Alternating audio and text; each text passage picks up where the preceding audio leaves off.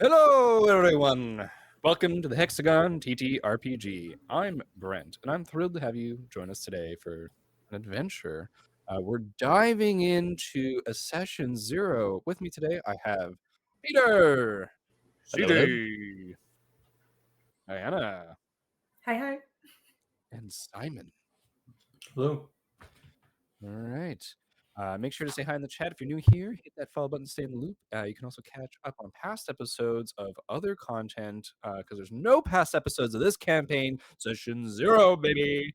But you can find us on YouTube, Instagram, TikTok, Threads, all at the Hexagon TTRPG. But without further ado, let's get this Session 0 started. I've been dying to talk to everyone pre-stream about this, and it's really hard to try and save the content for when we're actually in front of the camera and recording. So how's everybody feeling? We good? Everybody read the rules? Pretty good. Partially. Session 004? Yeah. Yeah, you should need a D20, right? That was a very non-committal, all over the place response, and that's why we have such zeros. Let's go. Okay, so everybody, we're doing something different this time for session 0. I created an 8-point checklist that have multiple sub items per point, and we're gonna run through this. I got all kinds of weird questions that we basically always cover, but it's just a little structured this time. I figured it would be fun since we're also streaming it. What say we? Yay or nay? Yay! Nay. Who said that? You're out of here. All right. The DM said so. I'm sorry. Simon. I'm sorry. Walk the plank. All right. So, number 1. I should probably. He took himself out. Okay, wait. Oh, come back. There. I figured we should establish game expectations first. So, that's a big question. This says game tone and theme. Discuss the campaign's general feel, whether it's lighthearted, gritty, heroic, horror themed. This helps players create characters that fit the setting. Now, y'all have already created characters. We've already had a bunch of one-on-ones coming into this. So, I think I would like to ask the players first every time. What's the feeling that all of you are getting related to the game tone and theme? And then I'll try to kind of like nudge the ship in a direction, if you will. If that makes sense.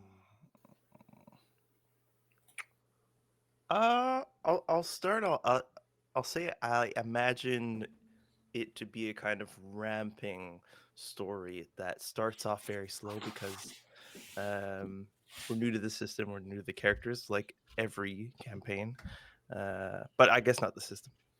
But mostly because we're building like a history, we want to probably give a little more attention to the setting that we're in and the characters that we're playing before we make any like huge character choices. So I imagine like having a little time to get comfortable, and then maybe not even gradual. Maybe it'll be like but at least having that little time to get used to it, and then expecting it to kind of go crazy because the premise that we're kind of playing in. We're playing these larger than life kind of characters. So I think the story will probably match that.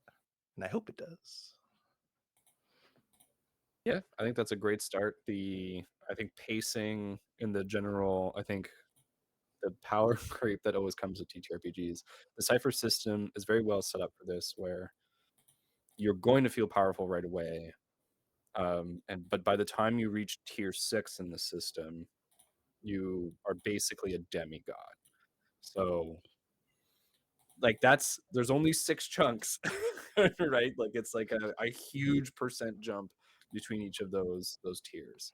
And because there's all these little steps along the way as well. So I think in terms of leveling, there's already like I think this very slow long play, and in terms of the story, I will be trying to match it a little bit closer to the system, unlike with D&D. But to your point, the beginning will be pretty slow. I can guarantee that. Yes. The slow burn. Because a lot like it wasn't Cypher, but when I played Numenera, I was coming in at the end, so I didn't get I didn't really get that with the system at all. I was like, rapid we're in the fire. finale, so that'll be good for me. It's like, oh, I'm a character.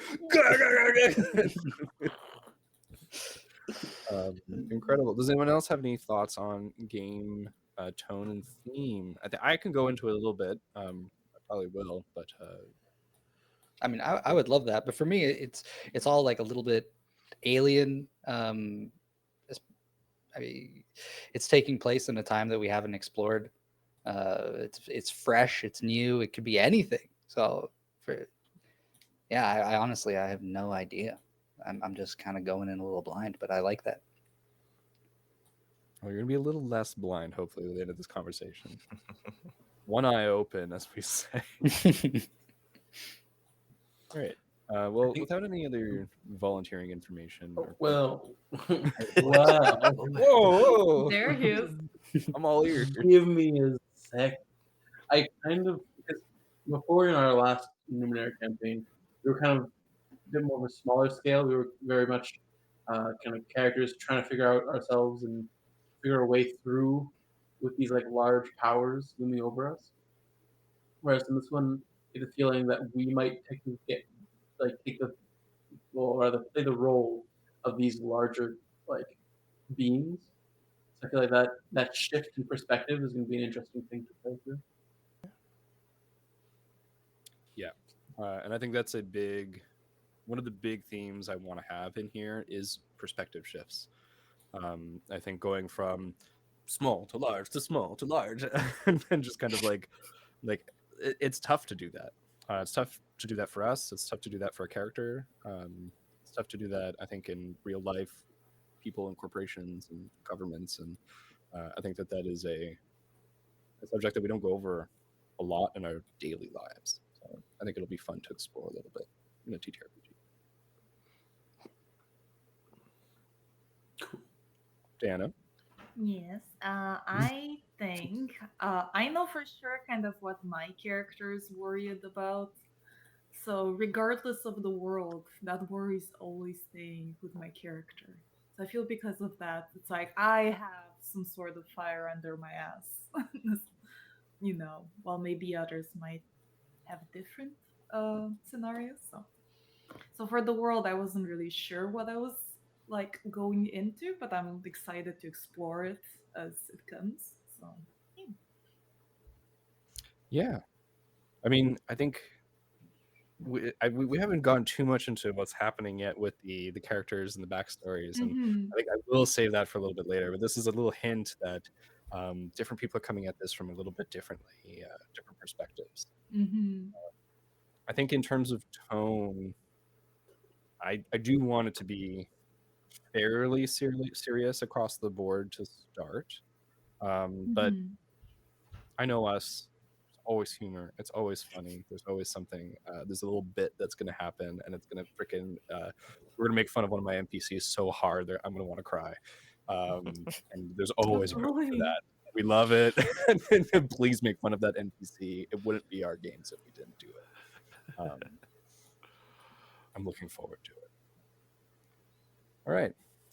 Next sub point here was system and rules. I think you're sharing the screen here. I don't know if it's showing up on the stream, but Cypher system. Most of us made characters fairly recently, maybe the day of. How do we feel about the Cypher system rules versus Numenera rules versus, the D&D 5th edition rules? Honestly, I feel like Numenera and Cypher are relatively similar. Yes, there are like few little differences, but like the main difference between 5e and Cypher, like those are completely different systems.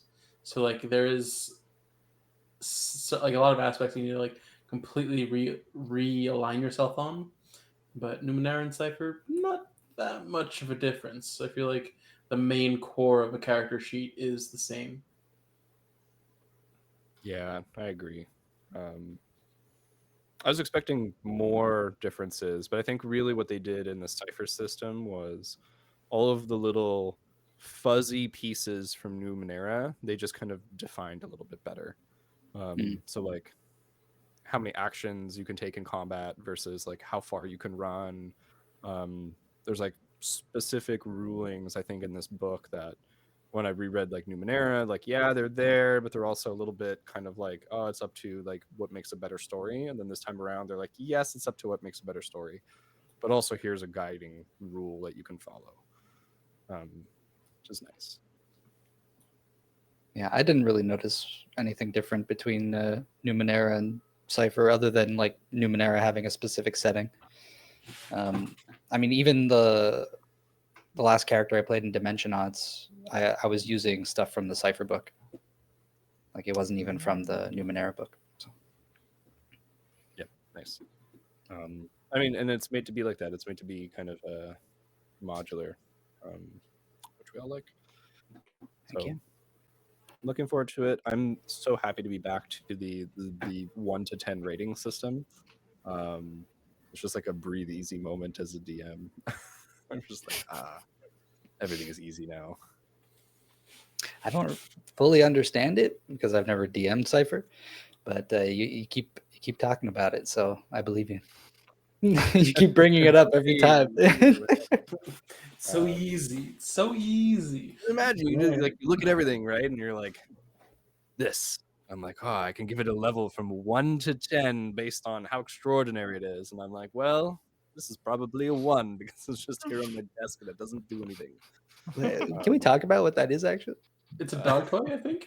Oh yes, yes. Yeah. Good. All No, right. it's a climber grip. Oh a my grip god. console. Oh, it looks like a Hand dog Multi-purpose. toy. I see. Yes, it is a hand trainer. It's not a dog toy. Not gonna lie, before you even squished it, I just thought it was a donut. That you just popped a donut and I wish. Kind of hungry. All right. This says clarify rules. There's stuff that we didn't use when we played Numenera that I would like to use this time. Okay. So one of the things that we didn't, I think we used it once in Cypher. You can pay 1 XP to re-roll the dice. You can also pay 1 XP to deny a GM intrusion. As the GM, I can offer an intrusion, and if you take it, I give 1 XP to the person who took it, and then they get an extra XP that they can gift to somebody else. Oh. Okay, so this is the second main way of getting XP, other than just deciding at the end of the session based on like encounters. So I would definitely want to like get a little bit more into that this time around as we play with the system. I think it's very fun, kind of like me complicating things of like, oh, and the floor breaks. Or like, hey, GM intrusion, I would like to break the floor right now under your feet, Peter. And then you can say yay or nay. But if you say nay, you have to give me an XP back. Yeah, I think that would be super fun to try and use those systems. Yeah, I think it could be cool. The other thing I would like to add to the system in the optional mechanics section of Cypher, I was going through the superhero setting. The superhero setting was extra interesting because this is kind of how I imagined the progenitors in Bloodlines, which is that they're like just above everybody else in terms of like your inherent abilities to do things. So, what I would like to add is power shifts. I don't know if anyone else read through that section of the book. Yep. No. So, a power shift is a permanent enhancement to your character that basically makes all tasks in the related category one step easier. Okay. You can have any number of these. Or I think it's up to 5 is I think what it says. So what this does is if you would when it's time to spend XP on something for your character, you can spend 10 XP to gain 1 power shift. That's sick. And you can power shift in might, in speed, or in intellect. So at a time. So it's very expensive as an ability to buy, and it doesn't get you closer towards a level up. But then that becomes easier. Like your character is just stronger. They're just faster. They're just smarter.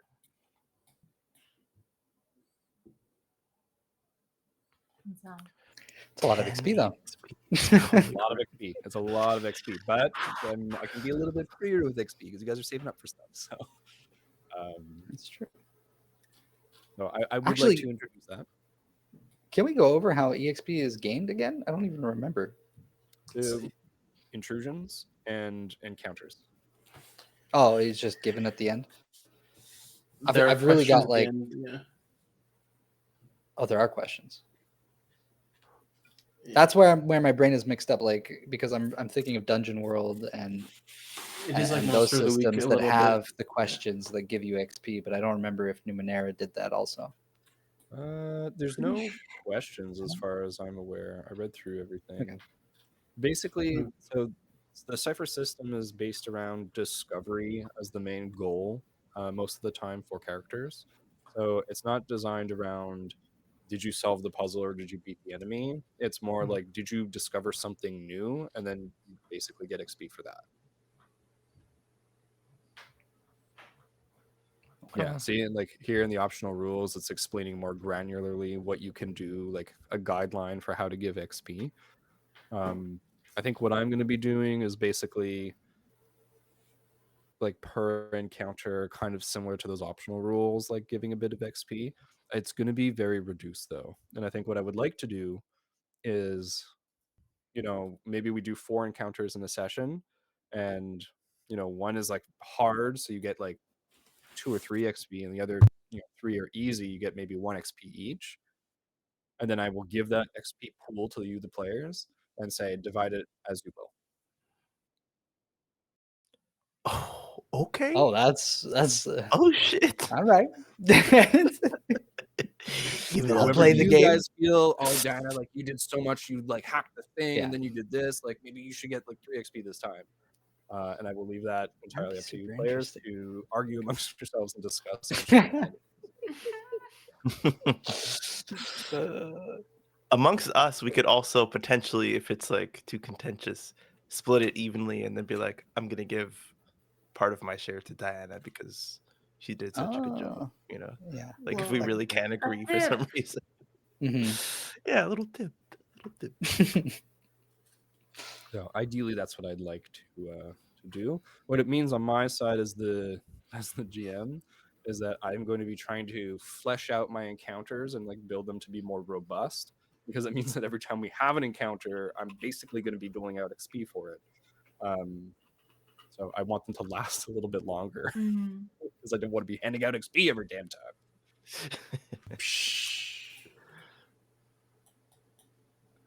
Damn, that's really cool. I want to try that. Oh. I don't agree that you did this. Yeah, but like what the I heck, think man? that my contribution was It just takes better. blood. That's all it takes. I don't have to say anything. I just I want all the. Is that something that you're gonna make us do on stream, or you're just gonna end the session and be like, okay, figure it out for next week? I think that's going to be on stream. I think that is prime time entertainment for somebody to watch. Very smart. Yes. Clip farm. That's almost a adventuring party style for Dimension 20.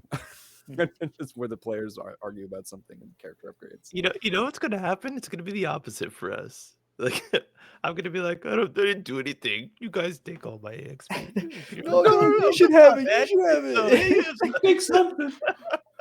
Yeah, but then it's going to be like, oh, wait, Simon's tier 2 already? What the hell? And then you're Yeah. I was like, yeah, you guys Oh gave my me all your XP for the last 10 episodes. I mean,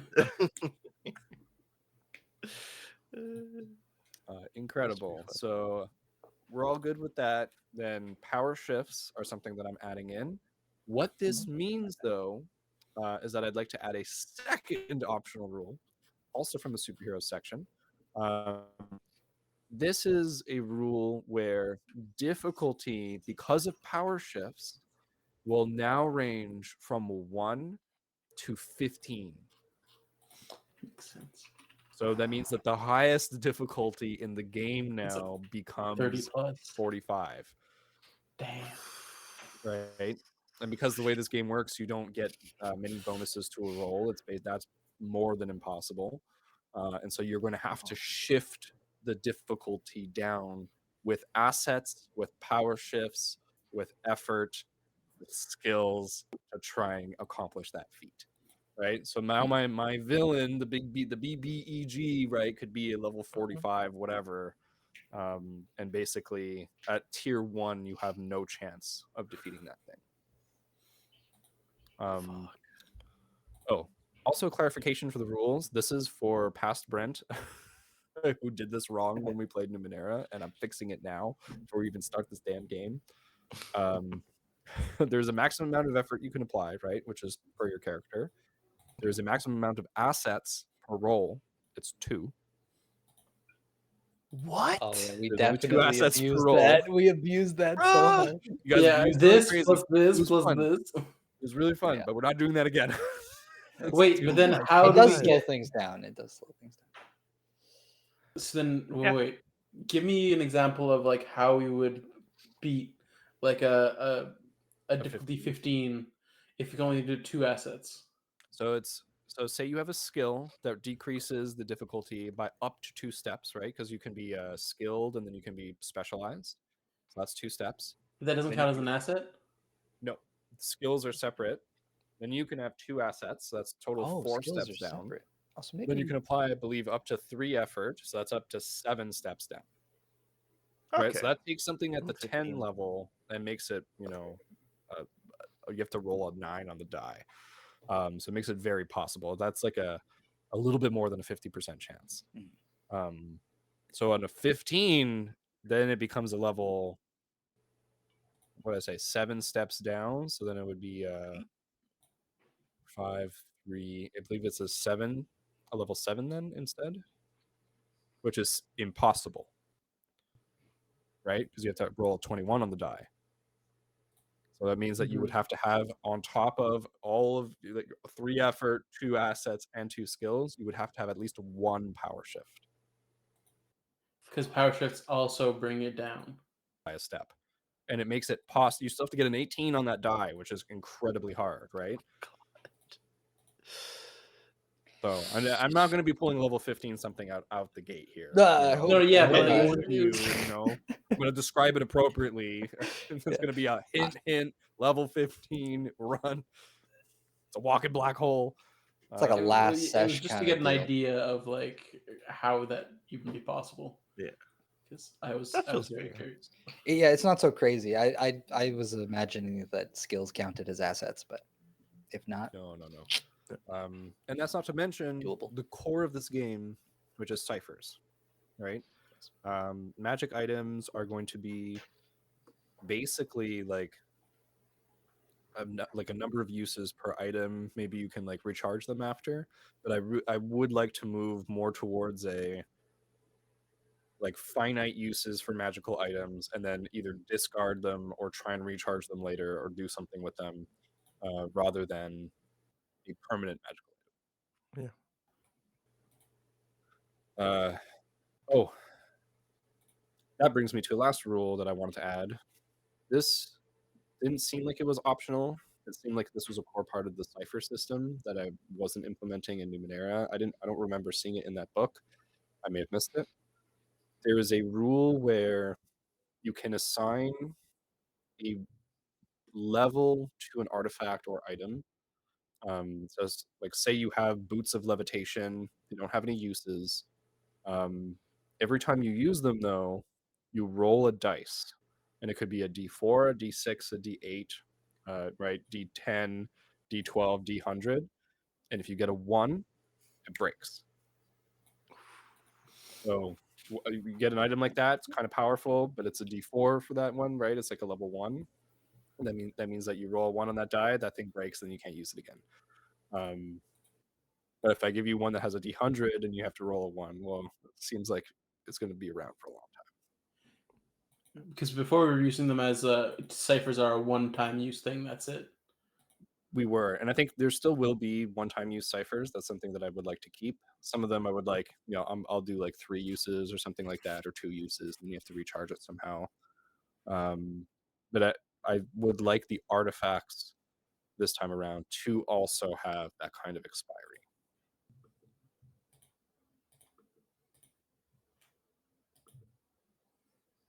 Cool. We're all good with that. Did we find any artifacts? Yeah, I'm writing it last down. time? You guys had a few. You definitely had a few artifacts, like your messenger bag for a canary. Okay. Not that I would have made that one have an expiry potentially. Like, I don't want your cool core character items to like get messed up. But I mean, it just allowed me to carry things that a canary wouldn't normally. yeah, basically, I'm imagine. Oh no, the first session it breaks. I got a pencil. Okay, I think that's it for the rulings. In the basic rules for this, I think speed, if you wanted to move a immediate distance, that means like within melee range, and then also do an action, you could do that, because everybody is close enough to everybody to do stuff within the same room in the system. To move into short range, which is where most ranged weapons would be, like if a guy is like up on a staircase shooting down at you and you want to run up to him, that requires an action. So your whole action is spent getting to his immediate range, which takes you out of immediate range of everything else below. So that is now like considered basically a turn in Cypher for combat. So I'm going to be more of a stickler for that. It's a little bit more cinematic. I think it's going to make combat go a little bit quicker if people are doing stuff like that. Like if you run up to the guy with the gun and he doesn't want to get hit, maybe he'll run away from you, right? Like, and then there's a bit of a chase going on, and so stuff will happen a bit differently. If you want to get to long range, then it requires your action and a speed roll. And if you don't make the speed roll, then you only go up to the short range. Okay. So you don't make it all the way. Can work with that. All right. Yeah. And anything longer than long range is like far. It's like super far. So I believe long range is like 100 meters. Short range was like 30 meters or something. And then immediate range is below that.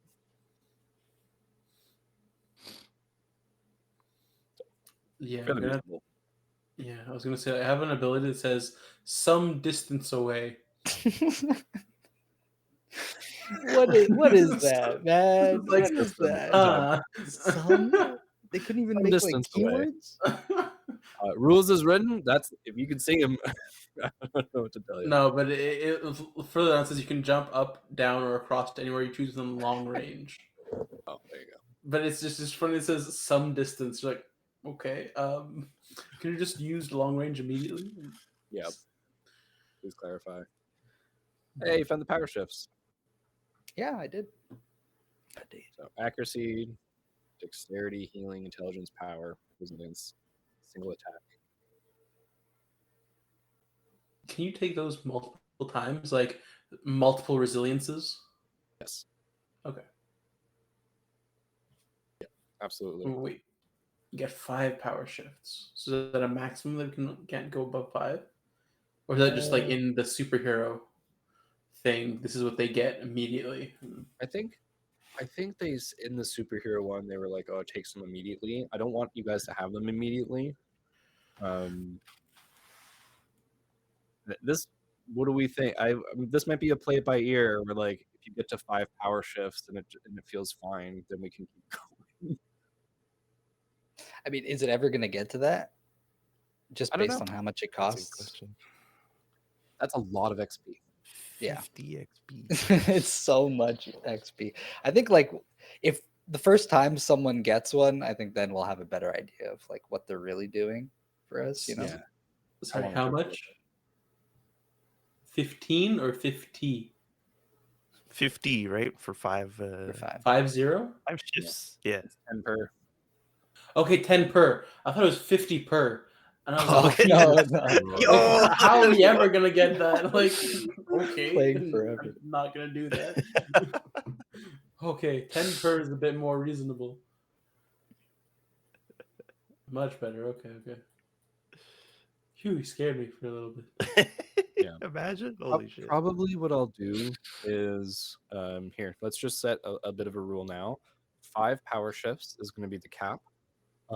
Until you in game, like narrative wise, you and me, like right, whichever player wants to do this and the DM, we come up with a way for your character to overcome their limits.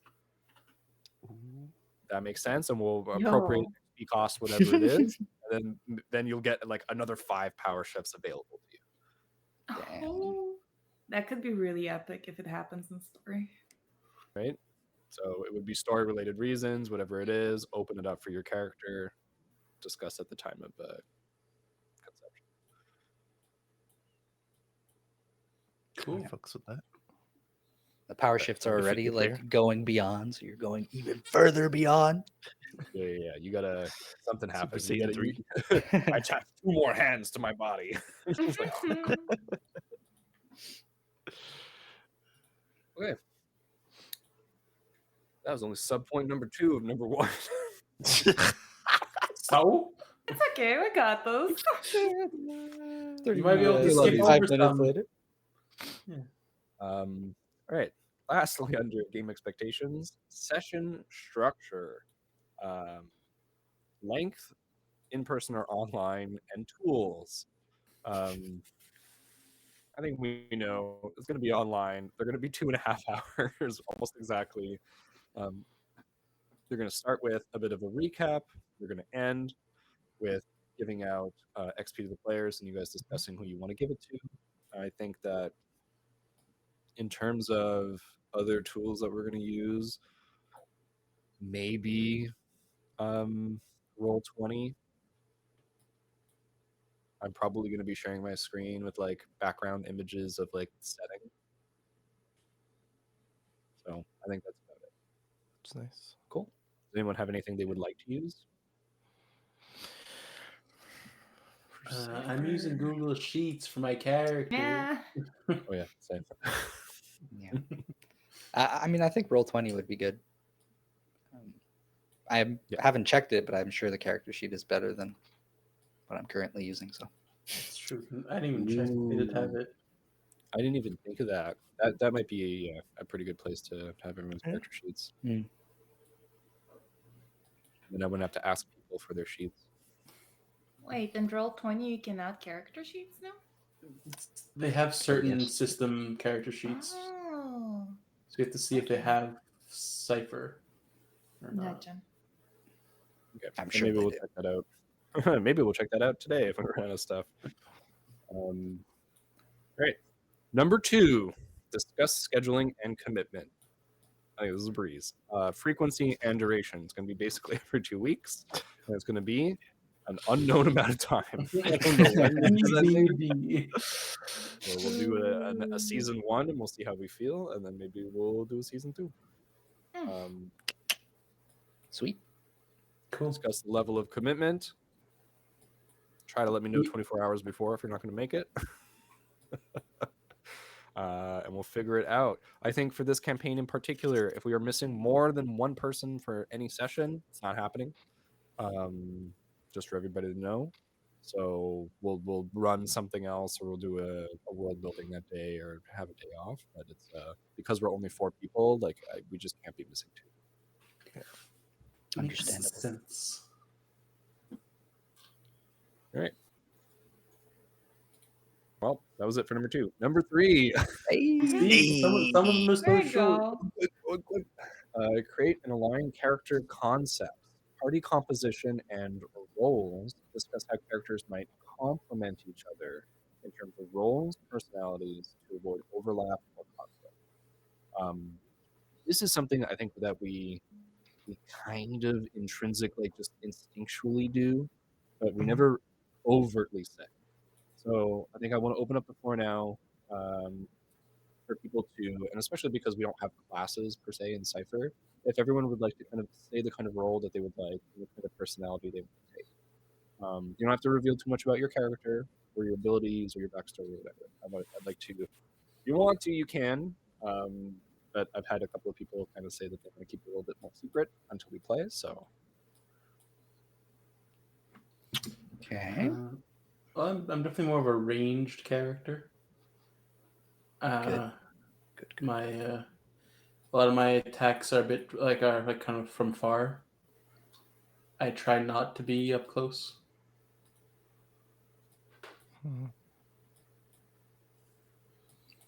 So Sick.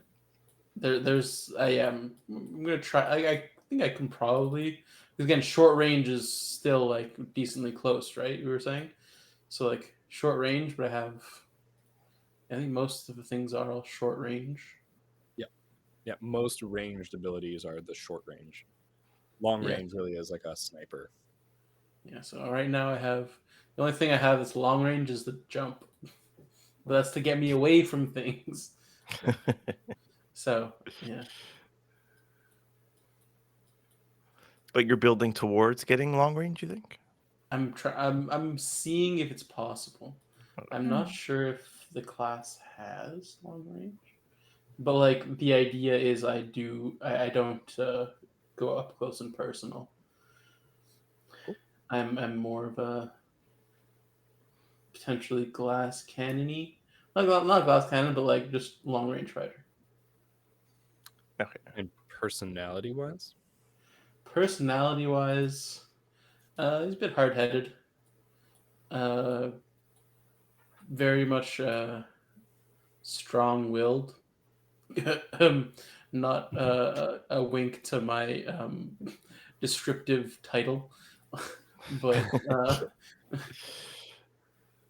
yeah, no, he's definitely hard headed, and he's when he gets an idea in his head, he's gonna try and stick to it, but he does realize that it's not always the best way, so he has some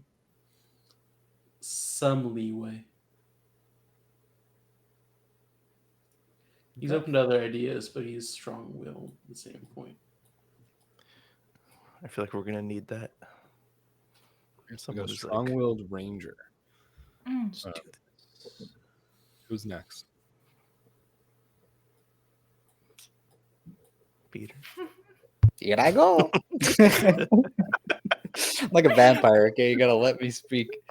Gotta invite him Permission. Okay. I'm the complete opposite of you, Simon. I'm up in their face, melee fighter, strength, speed, probably going to be tanky. Well, I don't know. Tankiness is a little weird in this game, I think, because our stats are our HP. So Yeah, Who's I armor mean, too? yeah, there's armor. I probably won't be using armor, but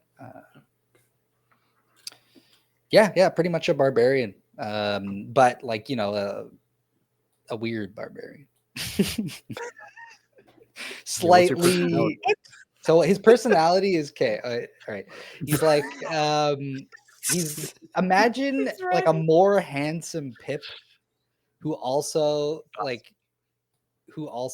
cares about civilization. So a little deadpan, a little like I don't know, just kind of stone faced and cold at first, but he'll have there's some weirdness to him. So you'll see. Yeah.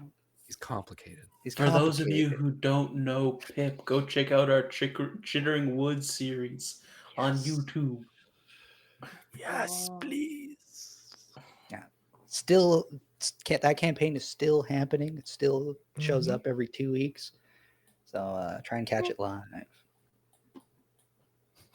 Bye. Yeah. That's The it. flag.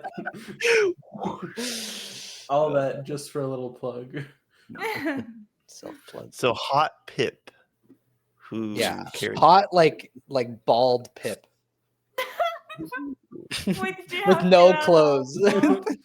With no clothes. Peak physical condition. Anyways, you go.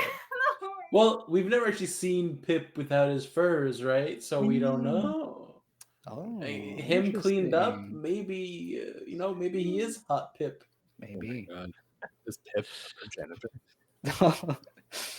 Maybe related. The bloodline. Could be. Could be. Yeah.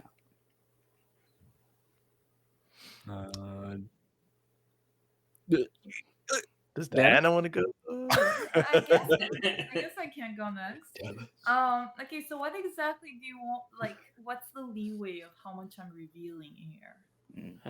That's up to you. I think that I'm fine if you just want to state, like I'm more of a warrior, healer, tank, mage, Okay.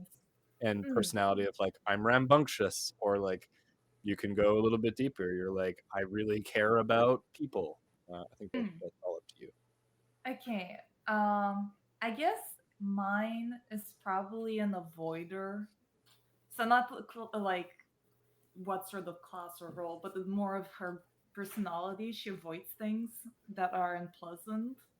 So anytime there's like a fight, she wants to get out of there as quick as possible. If there's let's say someone that's angry about something, she's gonna try to talk her way out of it. She's a big avoider. So that's one. As the way she fights, it's probably like in and out, so melee, but she tries to kind of, you know, get close and then get as far as possible right after. Very So kind of coward-like. a DPS glass cannon style. Yeah, sort of. Yeah. But maybe she does have a little bit of tankiness. Maybe not as glass cannony as we think. Okay. Like a So dodge this is a tank? MOBA. You're not a tank. You're a warrior. Exactly. Um, and other than that, with people she likes, she's very pleasant with them. But that's about it. Everyone else, she just avoids again. It's almost as if the world is more interesting than the things that are In the happening or the world. people. Yeah. Okay. All right. That's Quinn. Very interesting. So far we have 2 up close fighters, 1 ranged, one a little bit more tanky to take the hits, one a little bit more avoidant, and last but not least, CJ. Yeah, I guess I'll be taking the combined role of a rogue bard, kind of stealthy, but using charisma kind of and speech to get in and out of situations. So I don't know how I'm gonna work on the battlefield. I've really only thought of him in role play scenarios because I figured everybody else would be. Usually we round out pretty well in terms of combat, so I'll probably lean away from being huge in combat, but lean towards being huge in roleplay scenarios. I will be a little trickster, okay? I'm gonna be a little shifty, but I will I will roleplay it as best as I can to be like loyal to you guys, because I don't really want to be like the character in the party that you have to be like, we can't really trust to like give him this thing or what he says, like that. Like I do want to play that maybe, but not this time. This time I want to be like I'm doing it for us. I'm doing it. I'm tricking somebody else so that we can get somebody somewhere or get information for something. I have character reasons why I want to be shifty, so potentially you can find those out. But I won't be playing an evil character. Is basically what I'm getting at. I'll still be good. Just I have my own way around being good. This is player knowledge v character knowledge. Yeah, definitely. As DM, I think I didn't say this at the top in terms of tone, but this is reminding me. I do intend for there to be a little bit of tension between the PCs, between the characters. You're all leading your own factions, so that means that your factions may not necessarily be in harmony with each other, even if as characters you get along as the leaders of your faction, or even if you choose not to be the leader of your faction, that's a choice too. But um, basically, there's going to be room for a little bit of butting heads as far as everyone's concerned. Sick. I'll leave that up to everyone's discretion. If you want to do it, great. If we don't want to do it, we just want to be a happy party. That's totally fine. I'm not pushing for PvP.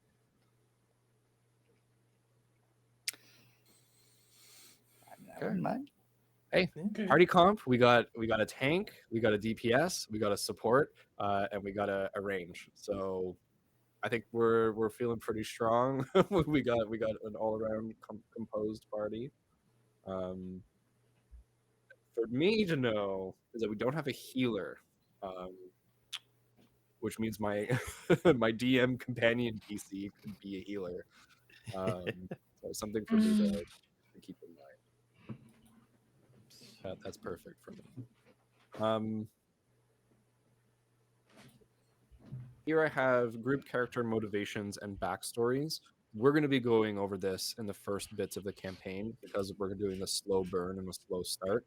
I think that everyone is going to have a bit of a shared perspective to start. Dana's character is a little bit different, but it will be tied in like pretty closely. So Dana, I'm also letting you know, like I'm going to be pulling you into that pretty quickly. Yeah, no worries. That works with me. Perfect. And if ever like the personality I set right now doesn't really match, I'm also comfortable like changing it a little bit. So no worries. No, I think that gives me more to work with on a story Oh, level. okay. Awesome. So I can feed into that a little bit and then try to help you make the decision I want you to make. Ooh, I see. Okay, incredible. Section 4 of my 8th section list. Boundaries and themes talk about what themes and content may arise. This can include sensitive topics like violence, horror, or other intense themes, giving players a chance to voice what they're comfortable with. Like I said, a little bit of PvP and intra-character tension is something that I would like to explore.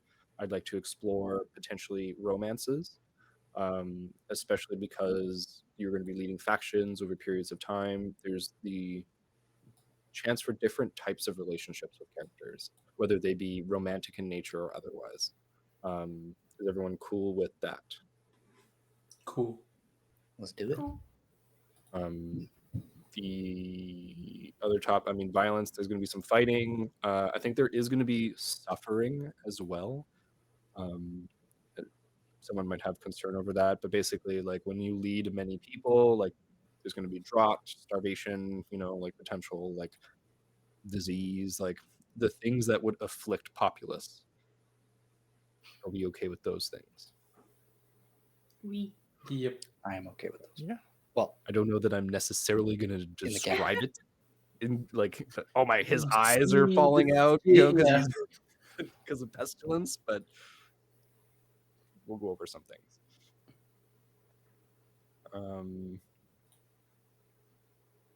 Is there anything? There might be spooky vibes. There might be cozy vibes.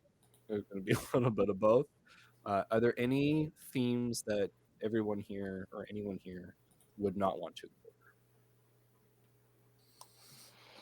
Probably A not. team where my character dies. No, I'm joking. I will not it's kind of valid. by anybody.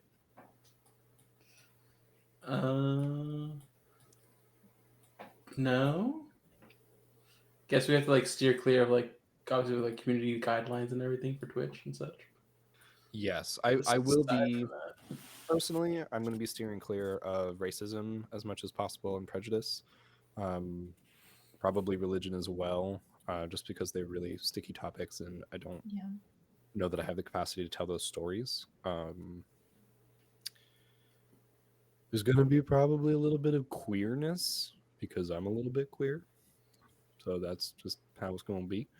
I'm not going to go through. There's going to be no mention of any sort of like sexual violence or abuse or anything like that. There could be slaves. I don't know that I'm necessarily going to push for that. Maybe that's a you decision. If you decide to have slaves, we're going to talk about it. But I don't think I'm going to be inserting that in that anymore. Maybe instead of that, we have a pet or a robot companion. Replace with some more friendly options. That's what Star Wars did, and I'm okay with it. Yeah, so forced labor, not necessarily.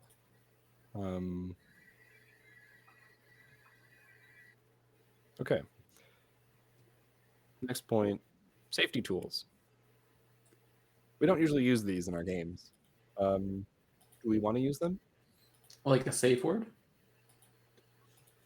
Basically, it's if an uncomfortable topic comes up, it allows people to kind of like say the safe word and like slow it down or stop it. So there's like the X card that I've heard mentioned a lot, which I've listed here.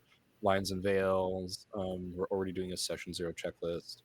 But basically, it's like, you can either say like, slow down on a topic, like, hey, it's a little bit much. And so like, I'll stop, like, if I'm describing like, you see his insides, and you're like, whoa, okay, can we, let's move it along. And it's like, yeah, okay, he's really hurt. So, and he needs help or he's dead. And we just kind of move past the thing. But then you can also just fully stop the game and be like, hey, like, I really don't want to talk about this. And it's like, okay, let's just move on fully. Yeah. I don't know that we'll need this. I think we're very comfortable with each other, and we kind of know. Should be okay. This is the most in depth we've ever gone into this stuff. Yeah, it's So I mean, also not the sure how to safe- approach it. I'm And I fine if think everyone just raises their hand and goes, "Hey, Yeah. I don't like what's happening." It's like, Yeah. That's what I was thinking too. incredible. Let's do that. Just tap the camera like, hello. Yeah, just scream. Check for consent on in-game elements. We're kind of doing that right now. There's going to be obviously consent with whatever happens in-game, including like this is not limited to romance, but just regular interactions, PvP elements, morally gray situations. So if the story is unfolding in a way that you think you really don't like, please feel free, send me a message. We can work something out and change it. I think a big example of this in Dimension 20 was like Izzy mentions in the Never Stop Blowing Up to her NPC son that he's like part of like a movie, and then he's like gets hit by lightning, and he's basically like looks like he's gonna die, and then she like leans over to Brendan and is like, please don't kill my son. And he goes, okay, and then doesn't kill this NPC, and basically like takes it easy on his pregnant wife being part of the show. So please always feel free to do that kind of thing. Yeah. Okay, establish campaign goals and play style, player goals and preferences. Ask players what they want to get out of the campaign and try to accommodate these in my plans. The floor is open to you. What do you want out of this?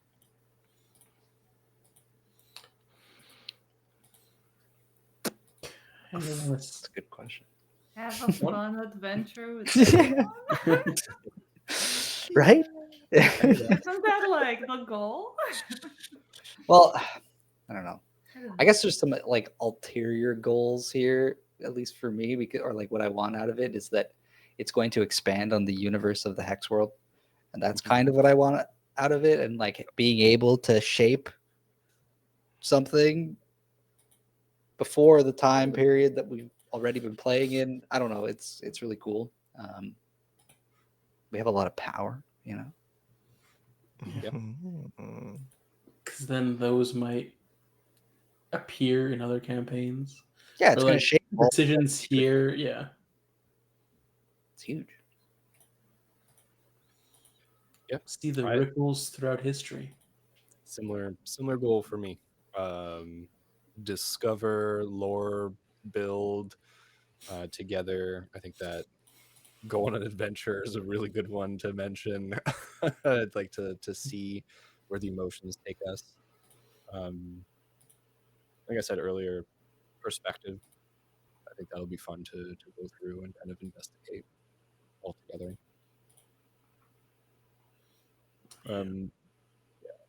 Probably this is going to be more role play than combat in this campaign. So keep that in mind. When you take another look at your character sheets, just this won't be 5th edition style. This really will be like your abilities can be used for anything. So always keep that in mind. Cool. Describe your GM style, such as whether the campaign will be heavily plotted, sandbox, or episodic. This is a little up in the air. My GM style is always narrative, and it's always like, we've talked about this a million times as a group. It's yes and. So if you come up with a zany thing, I really want to highlight that and include it and incorporate it and move forward with it. In terms of I don't think this is going to be sandbox style. It will have plot. I'm going to be using plot as a tool to create the opportunity for action. So that's always my style. So there might be a little bit episodic in terms of oh, here's a problem that you have to solve, and then during that problem, I'll be setting up little cues here and there to kind of move us along. I think we're all used to this. I've DM'd for everyone before. All right. Sounds good to me. Let us not dwell. Last but not least, in section 5, encourage collaboration. Let's collaborate, people. This says, let them know their choices will shape the world. This is what we're all looking forward to. I think that it's going to be cool. Right. Establish communication channel. Done. Establish ground rules for interaction. Done. Mm-hmm. Try a quick intro scene or prologue. Test the waters and provide a common goal or threat. Sounds like the checklist wants us to get started. This checklist that you carefully catered. The last one, number 8, is be flexible and attentive. So basically, I just have to listen to you guys. To y'all. As we shall listen to you. So how do we all feel? It's 8:30. We have another hour and a half. Do we want to start dipping our toes in a little bit of prologue, a little bit of intro, a little bit of setting? Yes. I'm ready if you are. I am ready. Yes. I will suggest perhaps a 5-minute little break. Just get up and stretch before we change gears here. And also that will this have a lot of rules as part of it, or are we just going to be role playing? It is mostly going to be role play. I don't think if there's roles, I'm going to ask. It's going to be luck checks or something like that. Sweet. I think that's the best way to start off the story. Mm-hmm. Perfect. So let me just set this up here. Feel free to get up and walk away whenever you like. Get out of here. We did it. I'm staying here because I got to prep some stuff. Everyone take a quick break and we'll be right back with some more action. Oui. Well said. Us just talking, really. But yeah. Bye.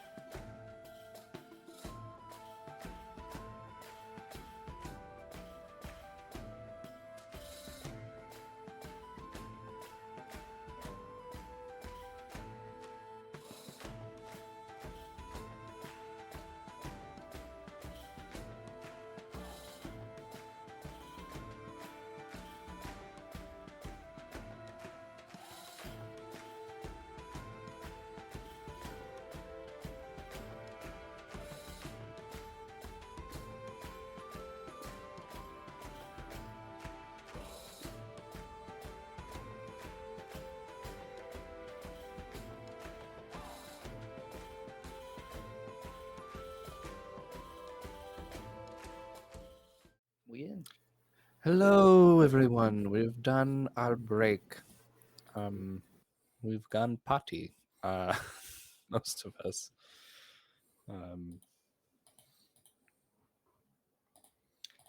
I guess there is no other way to begin than by beginning. Um, we're looking at my, background soundtrack. My BGM is the DM right now as I was talking with everyone. But I think the scene is apt in this case. So as we descend into this world, to this campaign, Dimensionauts, Bloodlines, imagine a world, but better. Imagine no fighting, no war, no hunger. And imagine that it happened quickly, but decisively. In a different version of Earth, magic became available.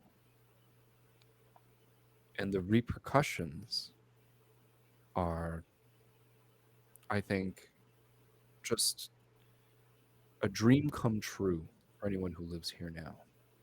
To be able to conjure wishes, basically, to make things real that weren't, to clean things in 5 seconds, right? To have all of your laundry done automatically by an unseen servant, um, to cure dogs and cats of cancer. I think that the world would be in this golden age as our campaign begins. Um, Beautiful cafes like this, seen in front of us, around solar punk style cities, beautiful works of art and nature, because now we have teleportation. Do we really need highways, long stretches of highways and trains? No, they would go away. All of that useless infrastructure would be repurposed, maybe for entertainment. You would probably still have train enthusiasts who want to go on the rail and relax as the scenery runs by. But the train, maybe it levitates, maybe it flies, maybe it goes to the outer atmosphere, and you can watch as the world goes by beneath you. But we start in the heart of a bustling super city. And in the heart of this city, we have what is known as give me a second. Right, it was under prep. um, we have what is known as Prometheus Ascendant. This is a biolab, a magic biolab in the center of the city. Um, it is a sprawling, high-tech research facility designed for magical and scientific experimentation. The outside appears sleek, futuristic, and by our standard, with shimmering, rune-encrusted walls that both protects and contains the magic within the structure. There are glass-paneled labs inside, with neon-lit containment units housing magical creatures hidden away from the public eye. But for the most part, what you would see on the outside are some enchanted plants and volunteers kind of walking around. Maybe a few of the kind of well-behaved subjects up on the terraces, just kind of participating, and all seems well here on the surface. Um, I mentioned earlier, things of note are really the wards and security. This is a very high security building. There are multiple guards, multiple kind of like security systems in place, drones, cameras, perhaps other things unseen.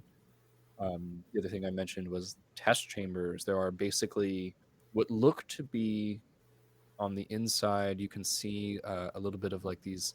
It's like a chambers, but they kind of like in Portal how they like move around. So it's like little miniature living quarters that kind of displace themselves within the facility. And then in one of the kind of like large buildings in the back that you can see with like the blue on it, um, what looks like either a plane or a bird hovering just above it in the picture I shared, are the fusion labs. And this has like, it's like one of the power sources for the building. So it has its own separate grid apart from the rest of the city. The people who work here are mostly scientists.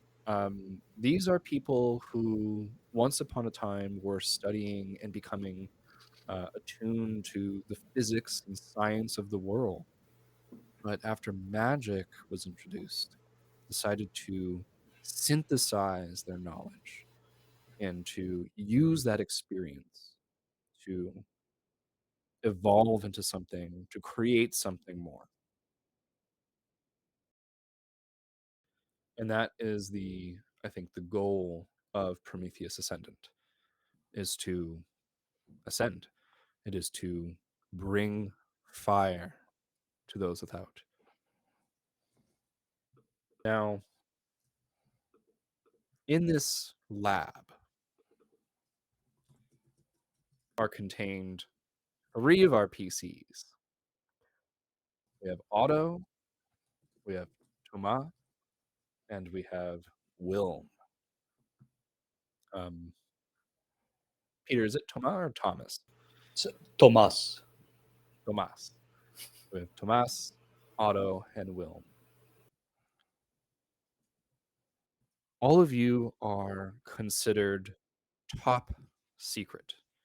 You are nowhere to be seen on the upper levels, nowhere to be seen on the terraces, have nothing to do with the magical creature experimentation. Deep below the surface of the world, into the underground part of the facilities of Prometheus Ascendant, we find ourselves in a maze of corridors, beautifully, like brightly lit down here, bustling with these scientific researchers going about taking like samples from creatures. And down here, you find the darker side of the experimentation in this facility. What is not revealed to the public is not revealed to anyone. There are creatures splayed open completely. There are multiple different types of cloning facilities down here with creatures in lab, those kind of like tubes full of liquid with like a glow illuminating the species, readouts of their like biological data and their magical auras next to them. You have scientists down here experimenting with wands, with staves, trying to figure out how magic works, what is able to best, what is the best conduit for magic, right? In the same way that we used to perform experiments to find superconductors. What is a superconduit? What is the best, the highest tier of magical equipment, right? Um, Down here, you can find extra tough magical creatures that are they're kind of like trying to incinerate as fast as they can with more clone backups on the way. These are the kind of inhumane, cruel experiments that they're running. Further down still, in facilities not sanctioned by Prometheus Ascendant, we find Otto. Otto, what is your state of mind as you find yourself aware and floating in a tube, but you can feel your awareness kind of spread out and you're able to observe this room that you're in, kind of like shades of like dark gray and black and white. Um, there's several scientists here kind of rummaging about, going through their notes.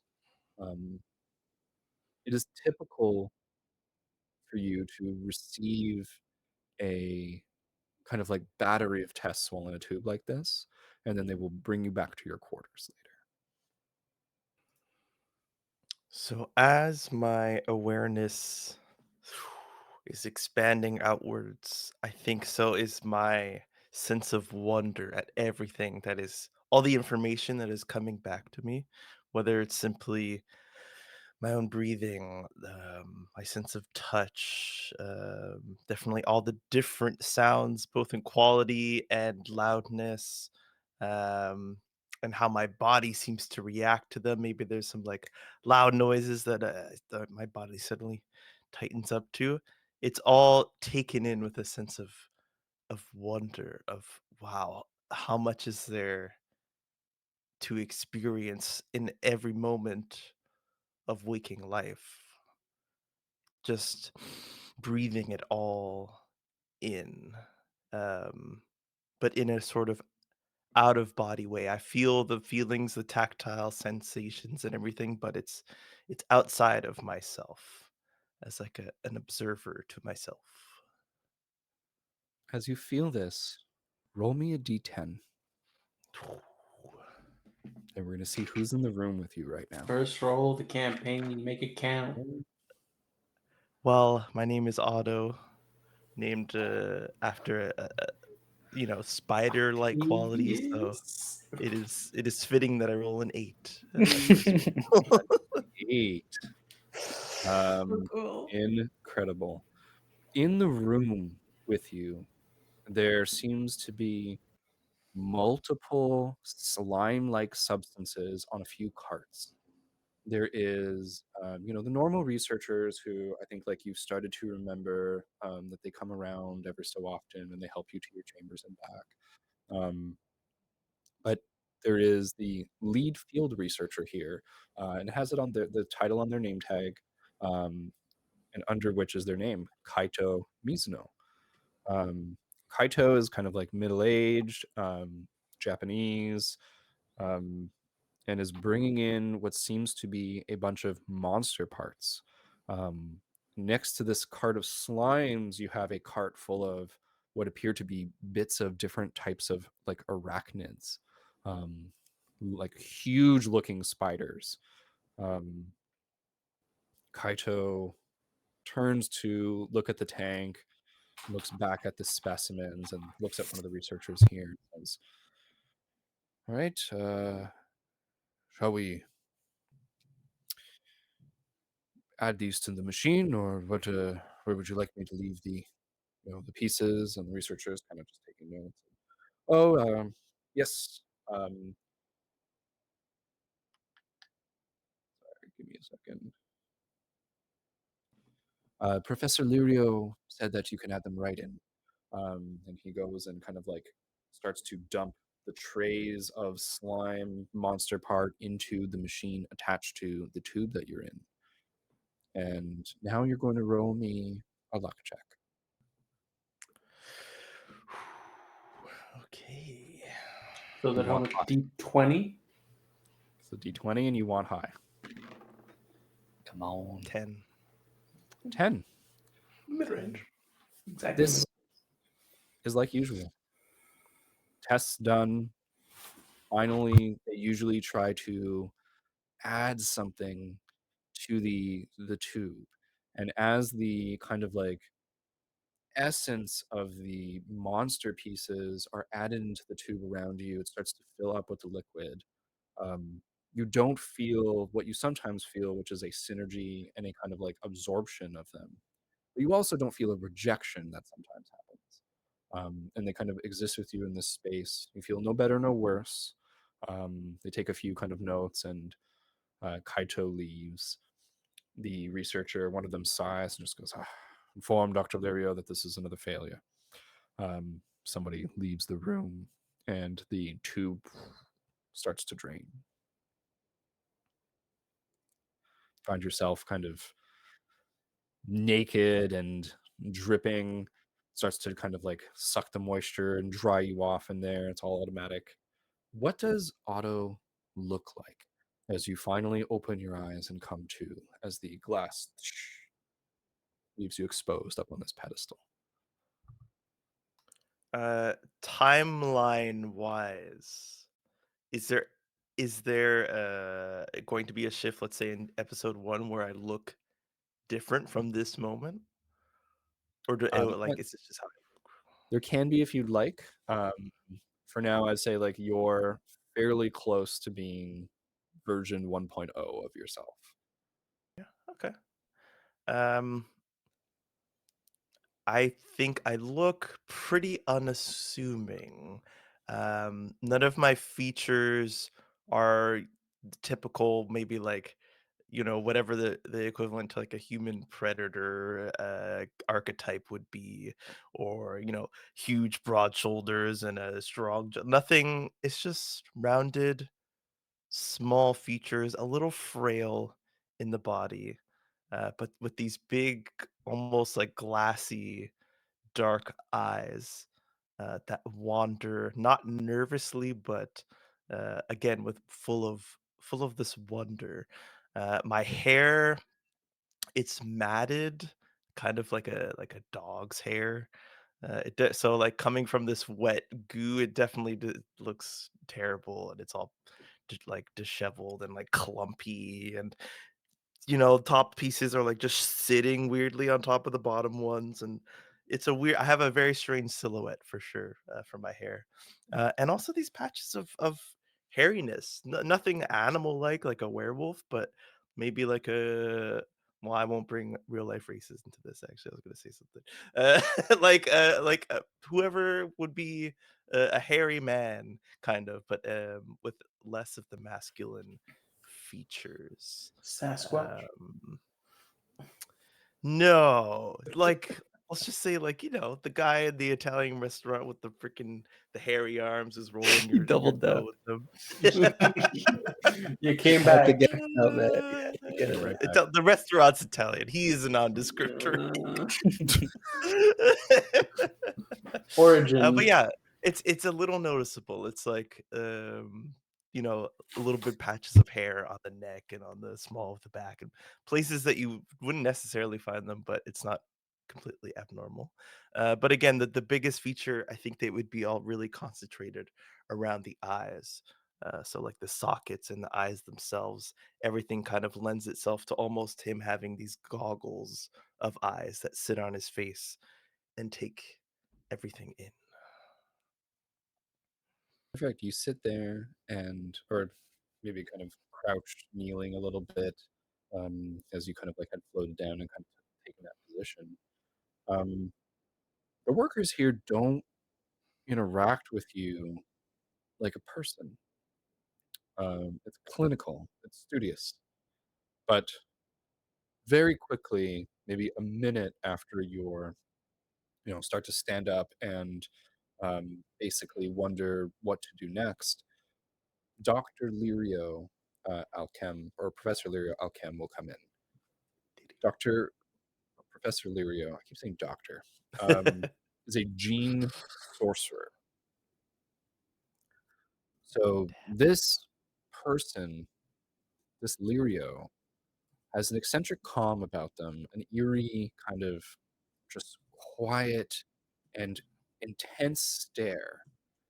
And when they come in, they fix their gaze on you immediately and say, "Ah, experiment 8, welcome. Thank you. Please step down. You may robe yourself." And a kind of attendant comes in and brings you like a cart with like your normal clothes on them, just like white robes that you can adorn yourself with, shoes. Just begin to adorn myself. Another failure. Just like flips through kind of some of the documentation that they've given him. It's just like a tablet and he's scrolling. Yes, it seems like it, but all's not lost. There was no rejection either, as far as I can tell. I and stares at you, very striking face. Their hair is pitch black, slicked back from their face, very short cropped, But you can tell that the haircut is grown out a little bit. Basically, they just don't pay attention to it. They get up and slick everything back away from their face. Spectacles, circular at the bridge of their nose. This is just a white man, fairly young. I think that you would say like probably in their 30s. I fear that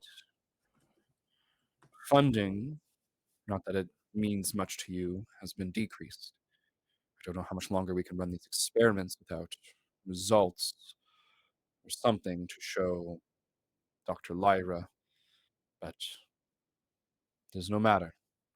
Do you want for anything? We'll bring you back to your habitat now. I look him up and down. Does he have anything on him that sticks out to me? Anything on him? I think that you would maybe if you look him up and down, like he's wearing a lab coat. In the lab coat, there is one like pen.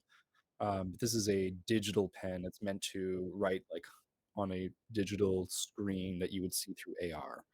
Um, I think right away you would notice that his glasses that he has are AR glasses. So he can see screens and readouts that you potentially can't. He has a regular shirt on, light blue, a belt, black, shoes, black, brown pants, um, typical scientist outfit. And I think that with your keen eye looking him up and down, you know that he has a communications device in his pocket.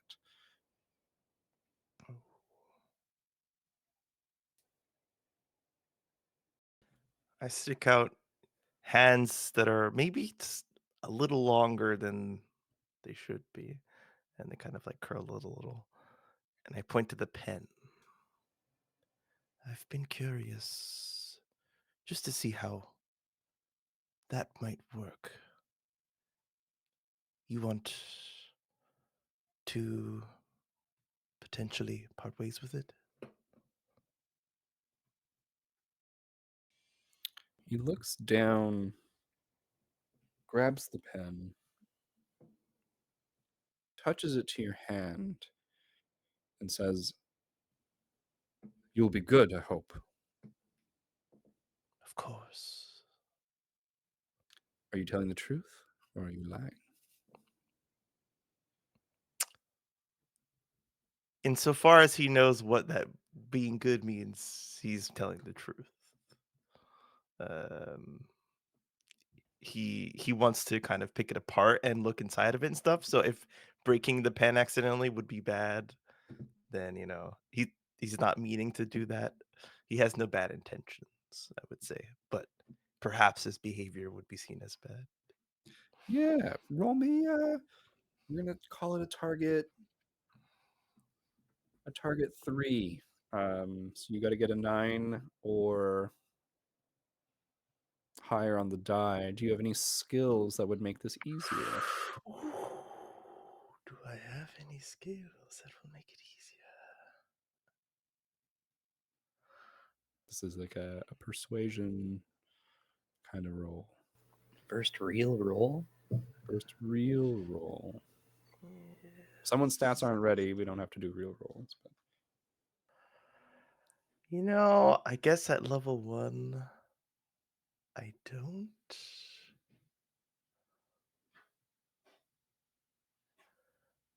yeah, if you didn't take a skill or anything, then that's fine.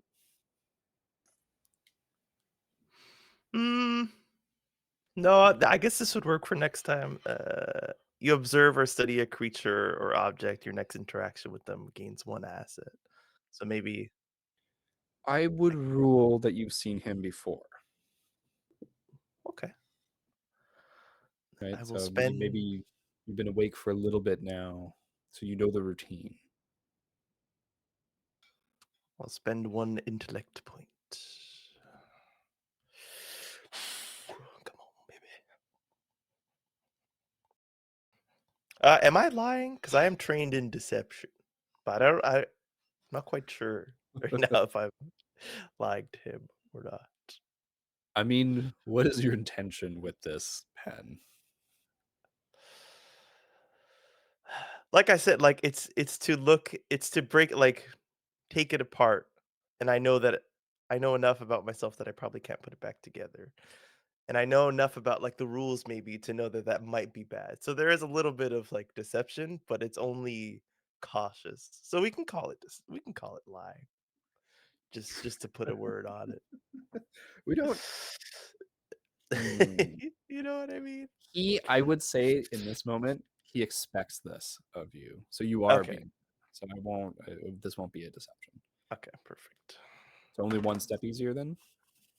Oh, it doesn't even matter. Fucking natural one. Natural Hey, one. what a way Uh, to start. that's a GM intrusion for free. As you hold that pen and look him in his eye, he cocks his head and he says, "Well, perhaps this would help."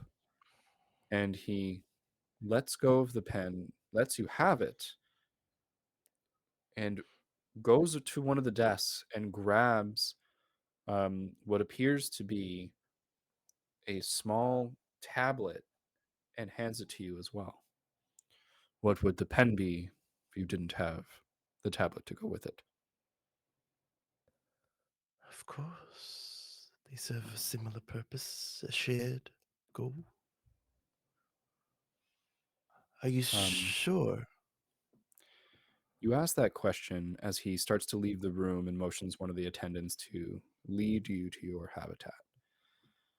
And he, without pausing, as the door kind of starts closing behind him, simply says, "I hope you're worth my time."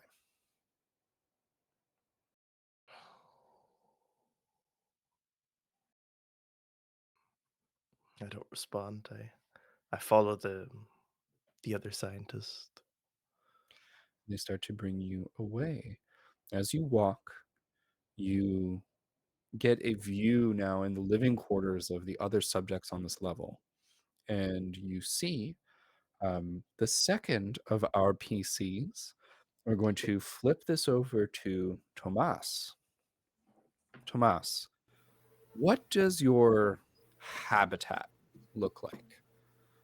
I want you to think of this in terms of like, when a Pokemon goes in a Pokeball, it's supposed to be Right. like habitat perfect for it. That's kind of what this room is, except it has like these windows to the outside of the quarter where people can look in. Huh. And well, yeah, this has been deliberately designed for me or for a subject of some kind.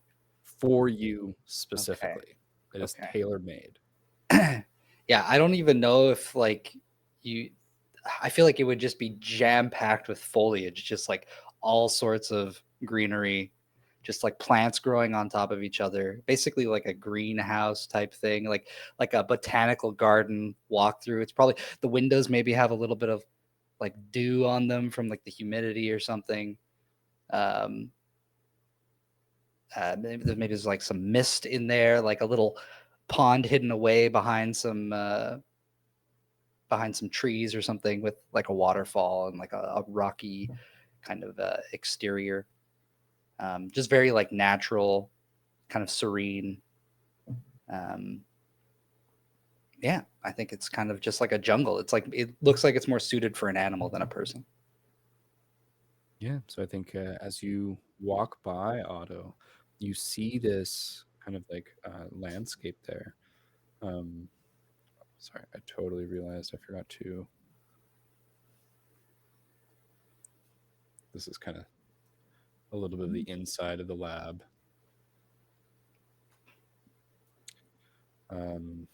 Perfect.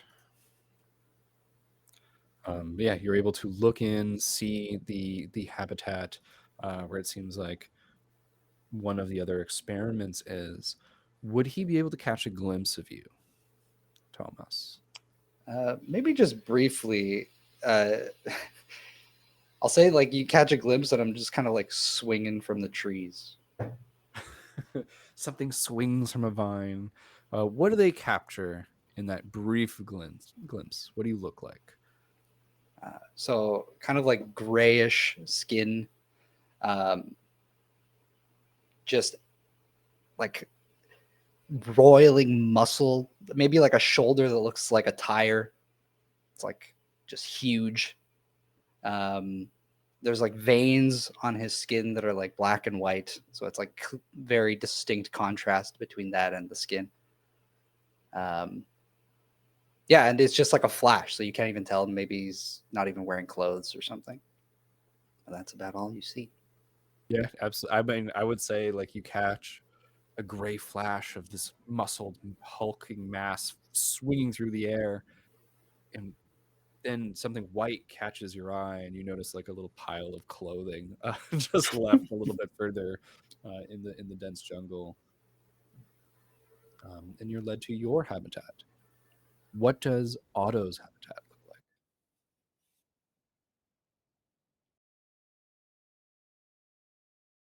You are muted, sir. Yeah.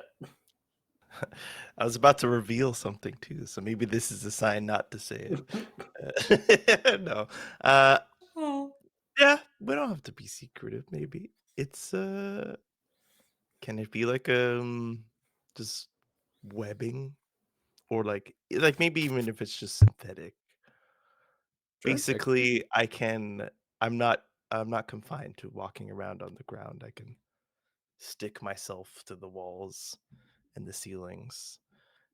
My belongings are wrapped in this synthetic webbing as well. It's very dark and damp as well.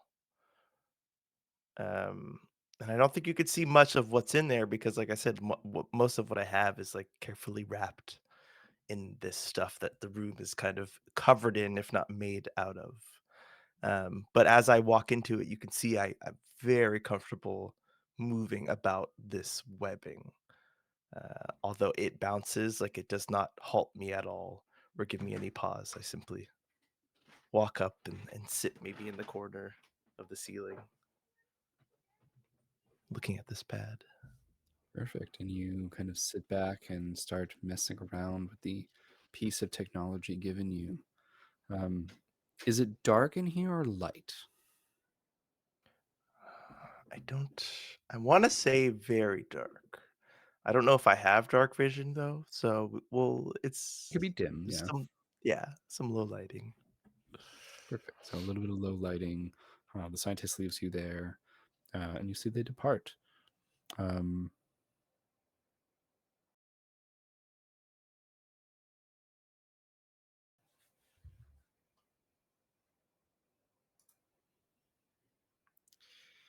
Lirio stops briefly by Tomas's enclosure. Takes a deep breath, sighs, and you see a large, very heavily armored, kind of like military-looking person comes up. Preston Lirio, what brings you here today? I thought you were holed up in your lab, still going over the latest genealogy, the magical creatures that Kaito brought in. Lirio turns his head and focuses his gaze on someone known as Morgan Lockjaw Price. Tomas, you spot Morgan from your hiding place amongst the foliage. He looks strong, seems to command respect from the people that he speaks to. And I think like you're probably like reading their lips since you maybe don't get sound from the outside in here. So you can tell what he's saying. But he looks like a worthy challenge.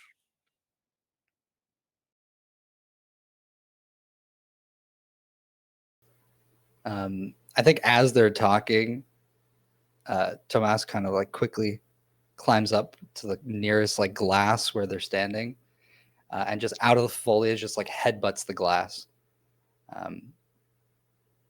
And Tomas has like a weird plate of bone on his forehead. And right now it's like perfectly smooth. But yeah, he uses that and just goes and smashes it and then stares at Lockjaw and then goes back into the foliage. Lockjaw, you see that his gaze never leaves Lirio, but his body turns a little bit, almost involuntarily towards you. And you can tell that he was a bit ready, almost like he's always ready. You disappear into that foliage. Describe to me, what is it? What is something the scientists could offer you to let them basically take like blood samples from? Like, what would be able to tempt you to like be good for them, basically, to like behave? He's I think that he comes off as very intimidating, but I think the scientists will know that they don't typically have trouble with Tomas. But in exchange, I think like just like live animals to hunt in the habitat, basically, like things to just like keep him busy, you know. Okay. So, what would be the most recent thing that you would have hunted and killed? I guess like in this time period, what can they bring me? Like, are we just talking regular animals? Roll me a d20. The closer you are to 20, the more powerful it was. Okay. It's a fucking natural 20. From a Oh nat my 1 to a God. nat 20. Hell yeah. Hell yeah. Let's go. Oh gosh. Holy crap. What do I get? How strong you going, Brent? You're going strong, baby. It can fight The back. legends, the tales. Let's see. Hey, Dana, what's Yes. the strongest wildcat you can think of? The strongest wildcat? Yeah. Uh,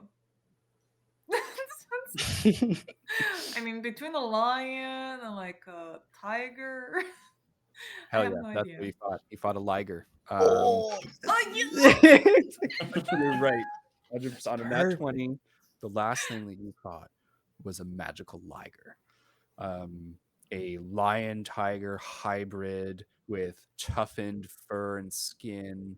Um, basically, like has a mane, but like goes down its back. This thing had huge claws, and you fought it to the death. The corpse is in here, maybe nicely tucked away in a corner by you, for later.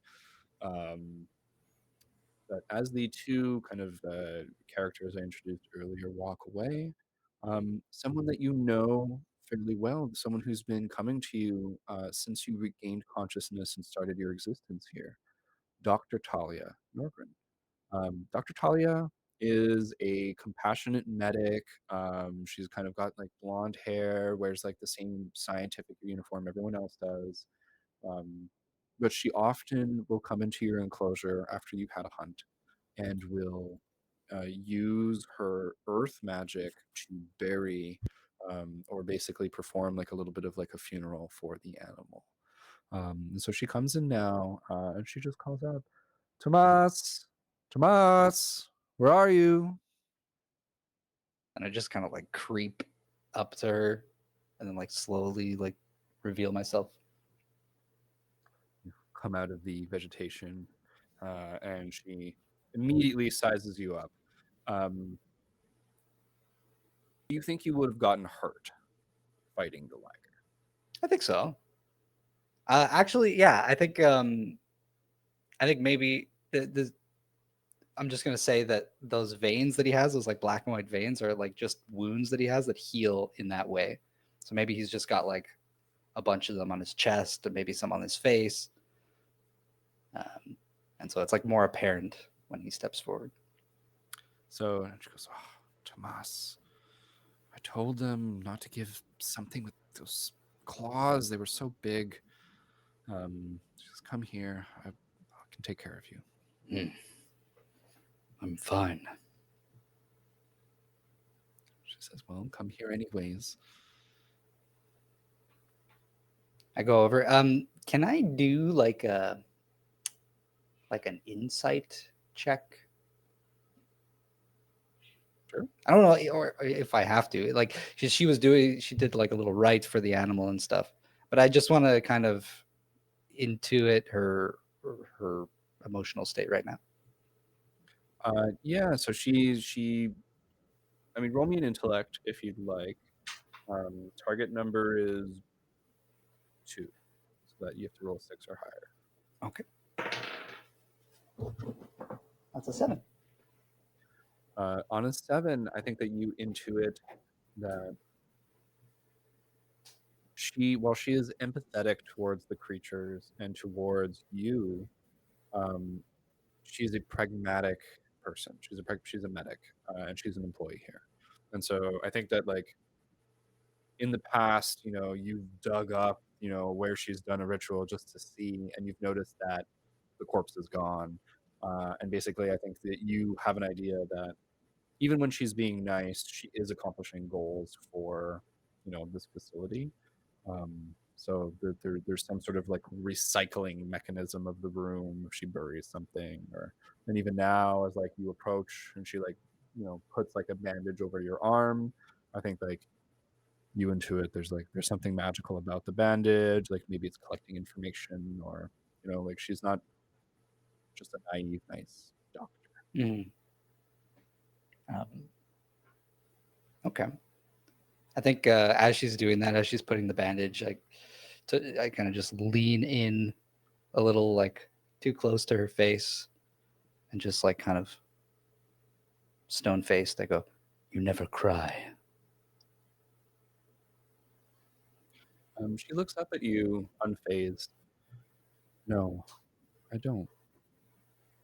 I'm maybe unfortunately used to this by now. It's been what, 2 months that you've been here?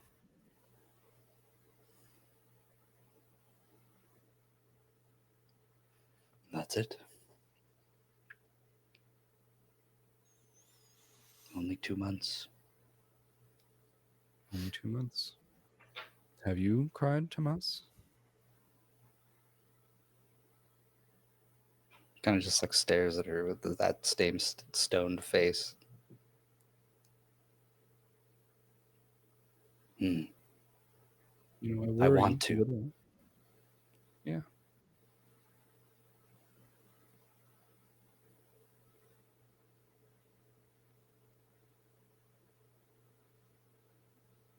But no.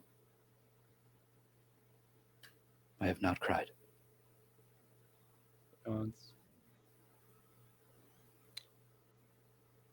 There's talk of unrest in the world above.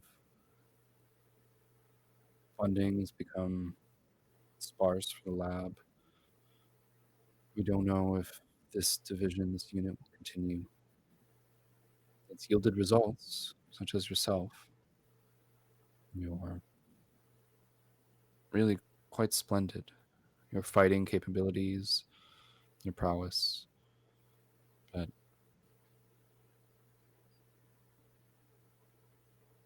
from what I hear, we don't know if we can replicate it. So I think if you could show some sort of change, that might help. I know that they're going to be pushing all of the experiments soon, seeing if they can evolve. Push me. I'll push back.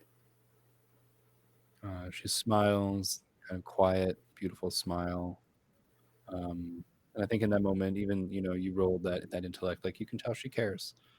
And she does wish you the best. But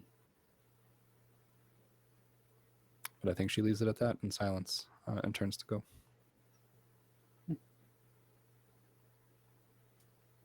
He doesn't really show, but that does put him in a good mood. Yeah. So in a slightly better mood, you return to your habitat. And I think in a very different part of the facility, the last of the lab PCs is already being pushed. Wilm, you find yourself in a furnace, and the heat is on, and it is being turned up. I would like you to roll a might defense roll. The target number is going to be 4. Okay. So I don't got nothing for that. But I'm quote unquote trained in tasks requiring incredible focus or concentration. Can I be like, is that in any way trying to like focus on I will, in maintaining this my case, like endurance or something? Like, yeah, in this case, this is not like it's not happening so fast that you have to, like, it is gradually heating up. And so you can sit there and concentrate and try to control the heat. okay. So that's an 18. 18, that absolutely passes. As you concentrate, what do you look like in this furnace as you concentrate your power? So you can like be, especially because of the flames, you can see like his features pretty well. He's kind of gotten this like golden blonde hair with like faint reddish amber streaks scattered throughout. He's got this kind of willful, determined, set face, like sharp face, quick darting eyes that seem to be watching everything at once as much as he can.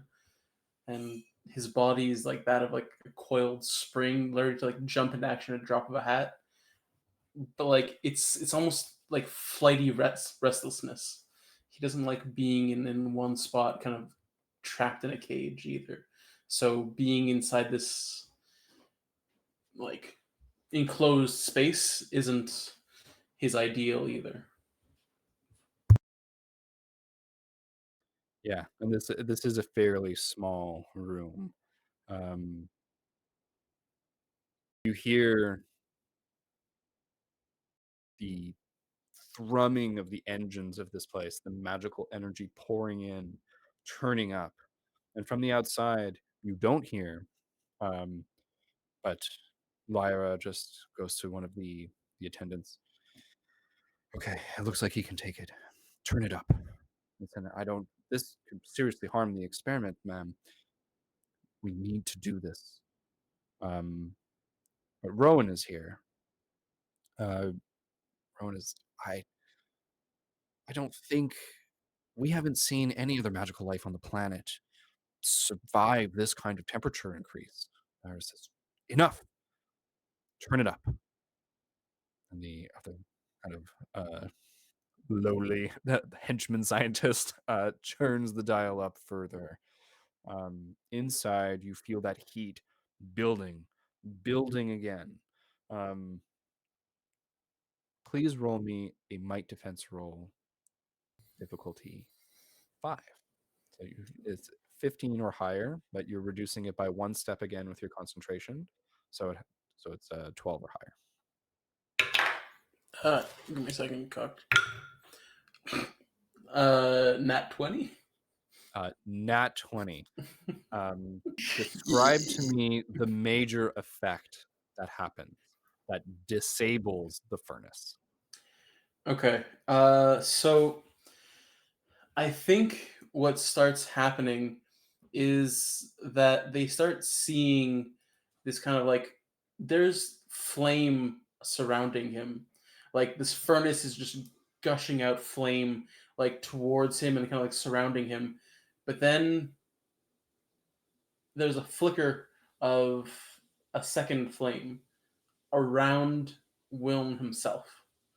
That's kind of like sparking, like starting to like spark to life, in, like different like areas around him, and almost kind of blocking kind of like it's heat against heat, creating this like almost thermal barrier that's kind of like flickering in different areas and kind of catching and very much reducing the heat that's kind of affecting him personally, like his corporal body. Mm-hmm. So that means that the heat that should have been pushing towards the center of the room starts to get concentrated on the outsides and where it's being emitted from. And all of those emitters start to like have that high pitched drone of intense heat being applied. They start to change color. The scientist on the outside, it's overheating. We're losing control. Shut it down. All shuts down. Kind of like sizzling of the metal, little bubbling of the like the magic steel. The door opens up. You see, Rowan is the one who hands you your robe. Basically says, "Good luck." Um, I don't think I could survive anything that hot. I'm not really sure what happened. Look, I wasn't really paying attention. I was just trying to survive. I'll say it's it's a tough world. He has trouble looking you in the eye. He's awkward, and I think that you can tell that he doesn't know whether to treat you like a person or not. How long has Wilm been in the lab? I'll leave that one up to you. Okay. I think you've been here the longest. Okay. And then I'll switch the question. Is it only Rowan that treats me this way? Or does everyone kind of treat me in that kind of manner of not sure to treat me as like a human or other? Most of the scientists, including the lead scientist, Dr. Lyra, who was kind of encouraging them to turn it up, treat you as an experiment. Basically, not a person, no rights. And so there are a select few people who, will give you the grace of the confusion. Okay. that they have Then yeah, here. this would be kind of like day to day. This would be not regular for me, so I wouldn't even kind of give it mind. It's just the normal.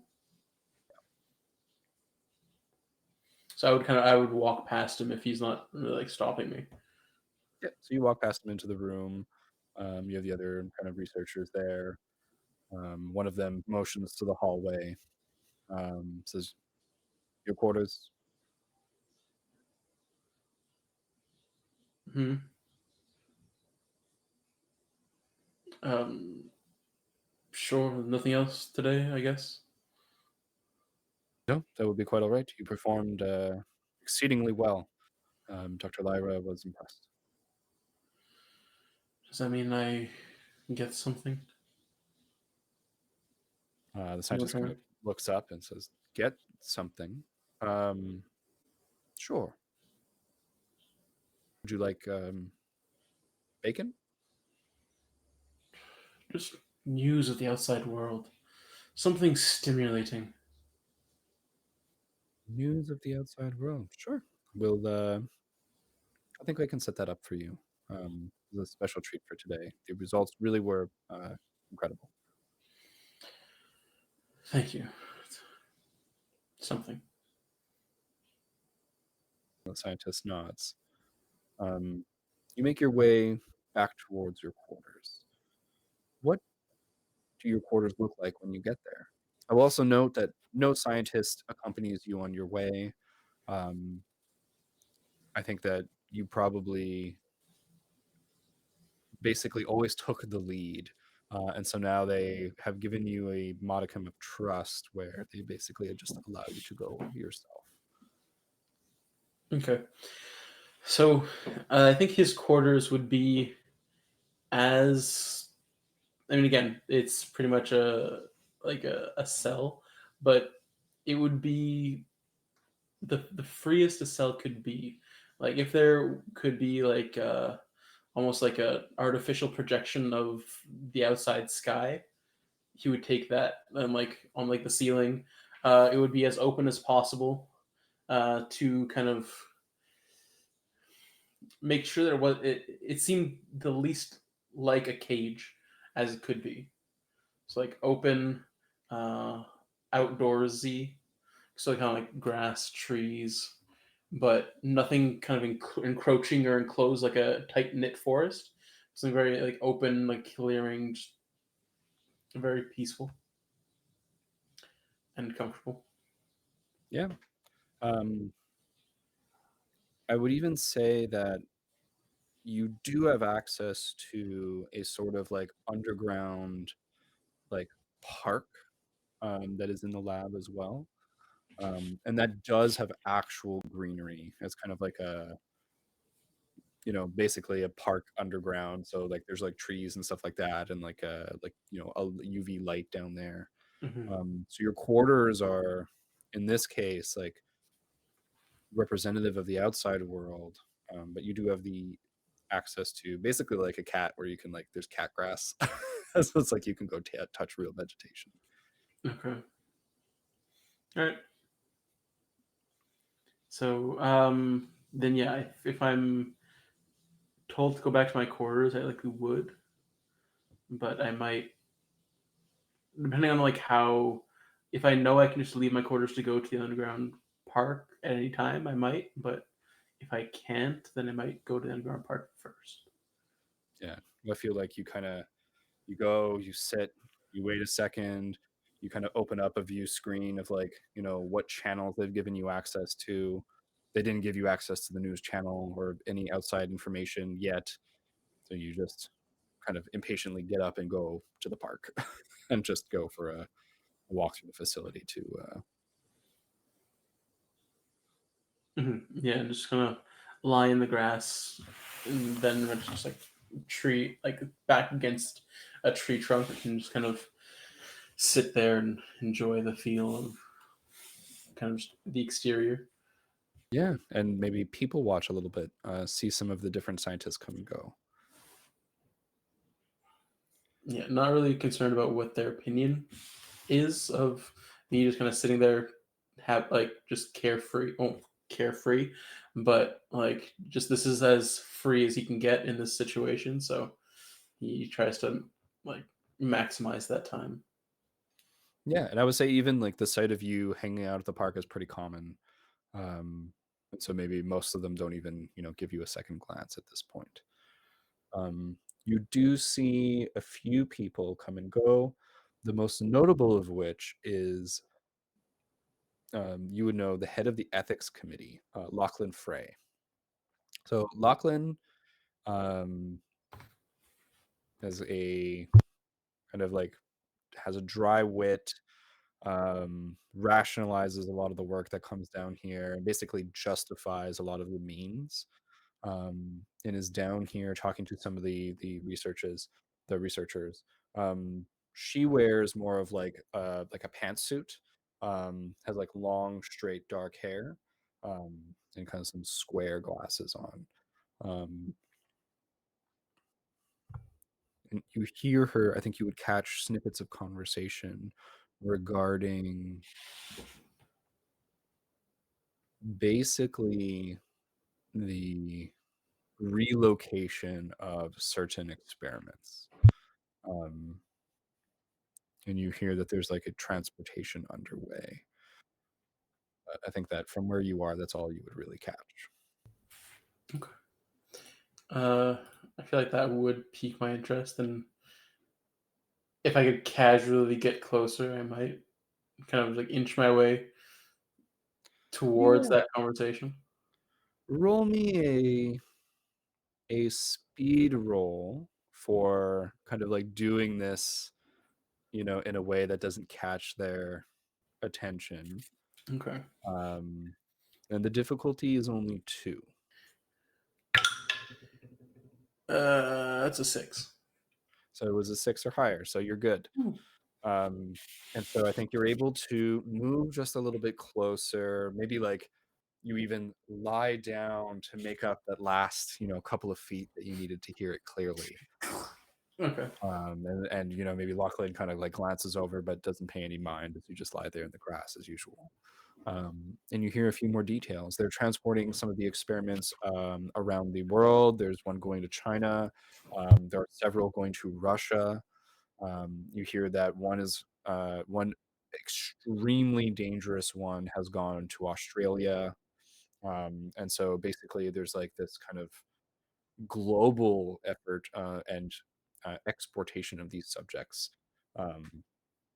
And basically they're justifying a lot of it on the committee side, like the legality of it is that they are inducing a magical death state so that while they are being transported they are not considered living beings and therefore not subject to any sort of the kind of like international laws that are in place at this time. Okay. I don't think I would know the significance to this or like the reasoning as to why. So I'll kind of just like file that away for later, I suppose. But like, Just interesting yeah. information. Perfect. As you lie here listening to this, the facility is hard at work actually transporting the subjects.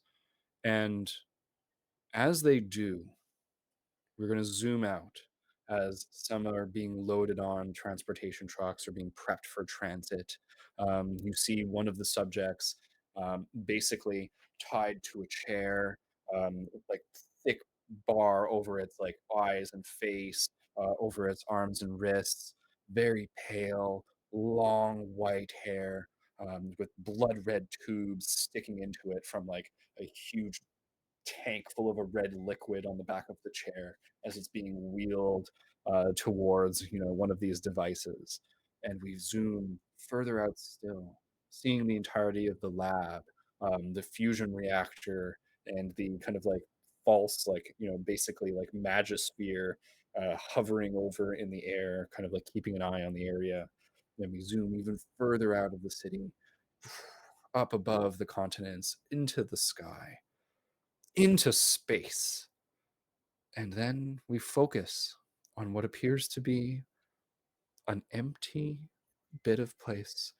And as a satellite moves, it hits that space in a very, very slight ripple of reality as it moves through. You would have to be standing there to see it, but no one's standing out in the middle of space observing. And as the satellite passes through, it perceives nothing, and is simply makes its way through this space, through a quite a large space, and another ripple imperceptible on the other side. But on the inside of that space-time barrier lies an enormous station, Seraph Station, floating high above Earth. A huge structure, enormous, gargantuan. It is basically a quarter of the size of the moon. It is another moon that exists on the other side of this dimensional barrier to not affect the world. And on this station are, again, very similarly researchers, but in this case, they may look but not touch. They are Dimensionauts, sent from the tower, going about their observation stations, looking in on the world. They are, again, studying magical radiation levels, many magnitudes greater than what was being studied in the small lab in this one city. They are studying it on a planetary scale. They are studying it on a galactic like time scale, in terms of like radiation and fallout and trajectories and how did this happen and what had formed here. They're reconstructing basically the history of the earth, going through the layers of like its geology, separating out what creatures and what DNA were existed at what times and what effects the magic could have on these things. Um, in this facility, Diana, what Mhm. would Quinn be doing? What is Quinn. your normal job, your daily tasks? What would you be in the middle of doing? So, this big facility does need to move things around from place to place as information is gathered, collected, and observed by the Dimensionauts, possibly. So, picture intern in an office. Well, that would probably be me, where someone asks, "Hey, can you bring this to that person?" And I'll be like, "I'm on it." And I pretty much do that all day, every day, and I love it. Heck yeah. So you're in the middle, you're bringing um like a few files from one department to another. Hmm. You're in the middle of carrying them through the hallways. What do you look like as you bring these files over? Like, how are you dressed? What is your character actually? What's their appearance? Yeah, so I am dressed kind of like in a tight suit, pretty much. I have my hair put in two buns, my skin color. I don't know, I wasn't sure how the skin color can change, but I did want to be kind of like bluish toned in skin, with my buns being a little bit more pinkish in color. So a very bubbly look to me. And it's kind of inspired slightly from the sort of 70s, what we know as 70s kind of pop culture, and how we saw space in the future, what we thought it would be. Uh, and that's kind of what her fashion is inspired of, that sort of like idea, I guess. And yeah, at the moment she's not wearing her helmet, but if she was ever to exit the station, that would be also uh, right and ready. Absolutely. And I think it really is a choice, a stylistic choice, where you just can mold the technology to suit the style of your choice. And I think that Hmm. many of the astronauts here, basically a quirk of, in a way, research station where you start studying the local inhabitants and you go, oh, that's cool. And so you see like there's different like little tweaks here and there, and it Hmm. almost looks like that person looks like they're a little bit glam rock, and then you see someone else and they're they're a little bit of a kind of a gothic vibe going That's on. it. It's the spot of fashion and influences, and she wants to be at the top if that's possible. But also on top of it, one thing that she cannot, literally cannot leave without, is her trusty jet rollerblades, pretty much, as they're literally sewed to her legs. It's an upgrade that she cannot evade from. So. Absolutely. You're transporting the files. One of the Dimensionauts, oh, do you want to take the lift? And you just zoom by. Yeah. I don't need anything. I'm already the fastest option. I'm there for the prime deliveries. Hmm. Incredible. And so you go about your work, but you get a message um, onto your D-pad with your data device, and it basically comes in and just says, Quinn, please report to the director's office. Oh. Hmm. I don't really like the sound of that, but I guess I'm on it. Maybe it's just for a coffee delivery. Maybe that's all it is. And I just kind of like dash there, but not as fast as I would normally. I'm taking a little bit of my time as I'm a little nervous of Absolutely. what it may be. Shove the files where they have to go, and then start to make your way. And I think as you meander your way through the station, I'll take a moment to describe the inhabitants a little bit. Hmm. Dimensionauts are from a multitude of alien species, alien in many ways to the human inhabitants of Earth. You have, people made of rock, people who look lizard-like in appearance. You have somebody who is like a gelatinous, like slime person, a plasmoid.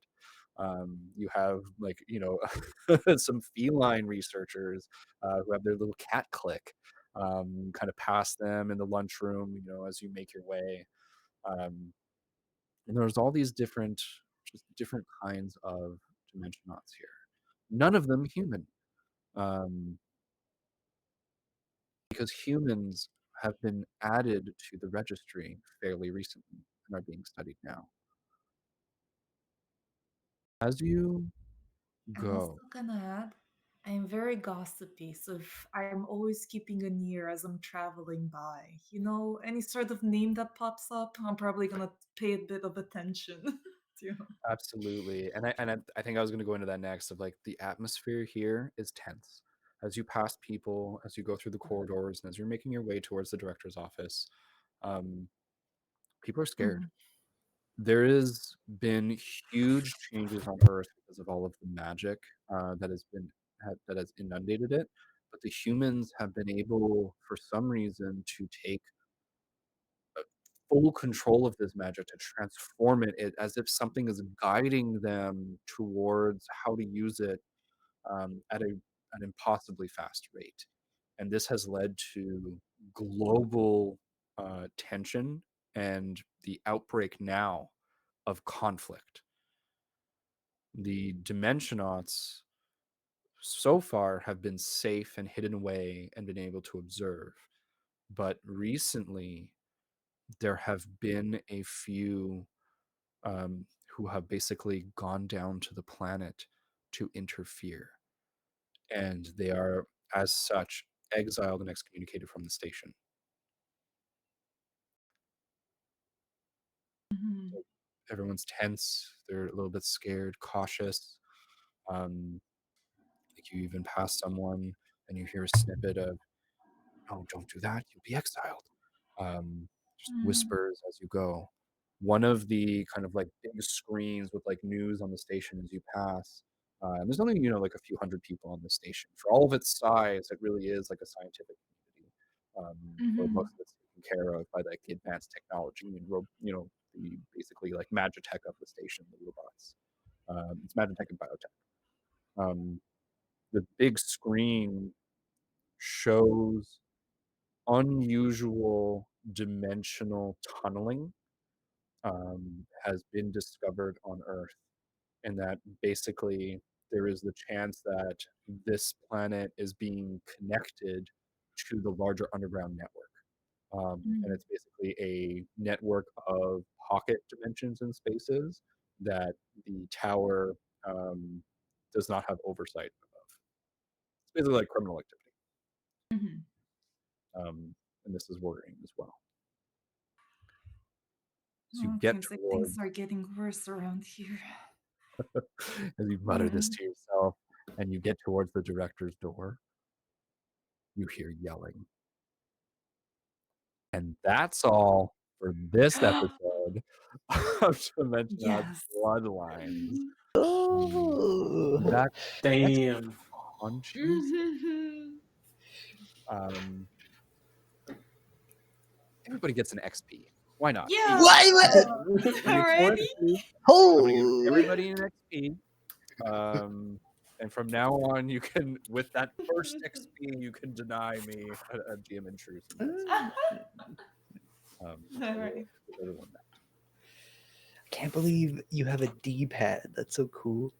Mhm. Big jump. Yeah, I haven't discussed that with Dana. Dana, it does stuff.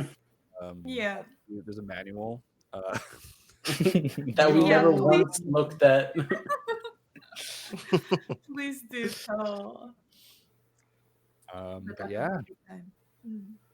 whew, I wasn't ready. That was great stuff, man. But here we are. And thank all of you for watching. Mhm. So it's been an intense session. I'm looking forward to next week. It's unfortunately not going to be Chittering Woods. Our wonderful DM for Chittering Woods is just taking a sabbatical and will be returning on the 26th of November. So it is all Bloodlines for the next 2 weeks, which is intense as a beginning. So that's it for today's adventure on the Hexagon TTRPG. Thank you all for being here. That's all you players. Making it an amazing session. If you enjoyed the game, don't forget to follow. That's all you watchers. Get ready for our next episode. More content, behind the scenes, updates on YouTube, Instagram, TikTok, Threads. to look for at the Hexagon TTRPG. Take care, keep rolling, and we'll see you next time. We're the Hexagon, and we're Hexagon. Bye bye. Have a good one. Ciao.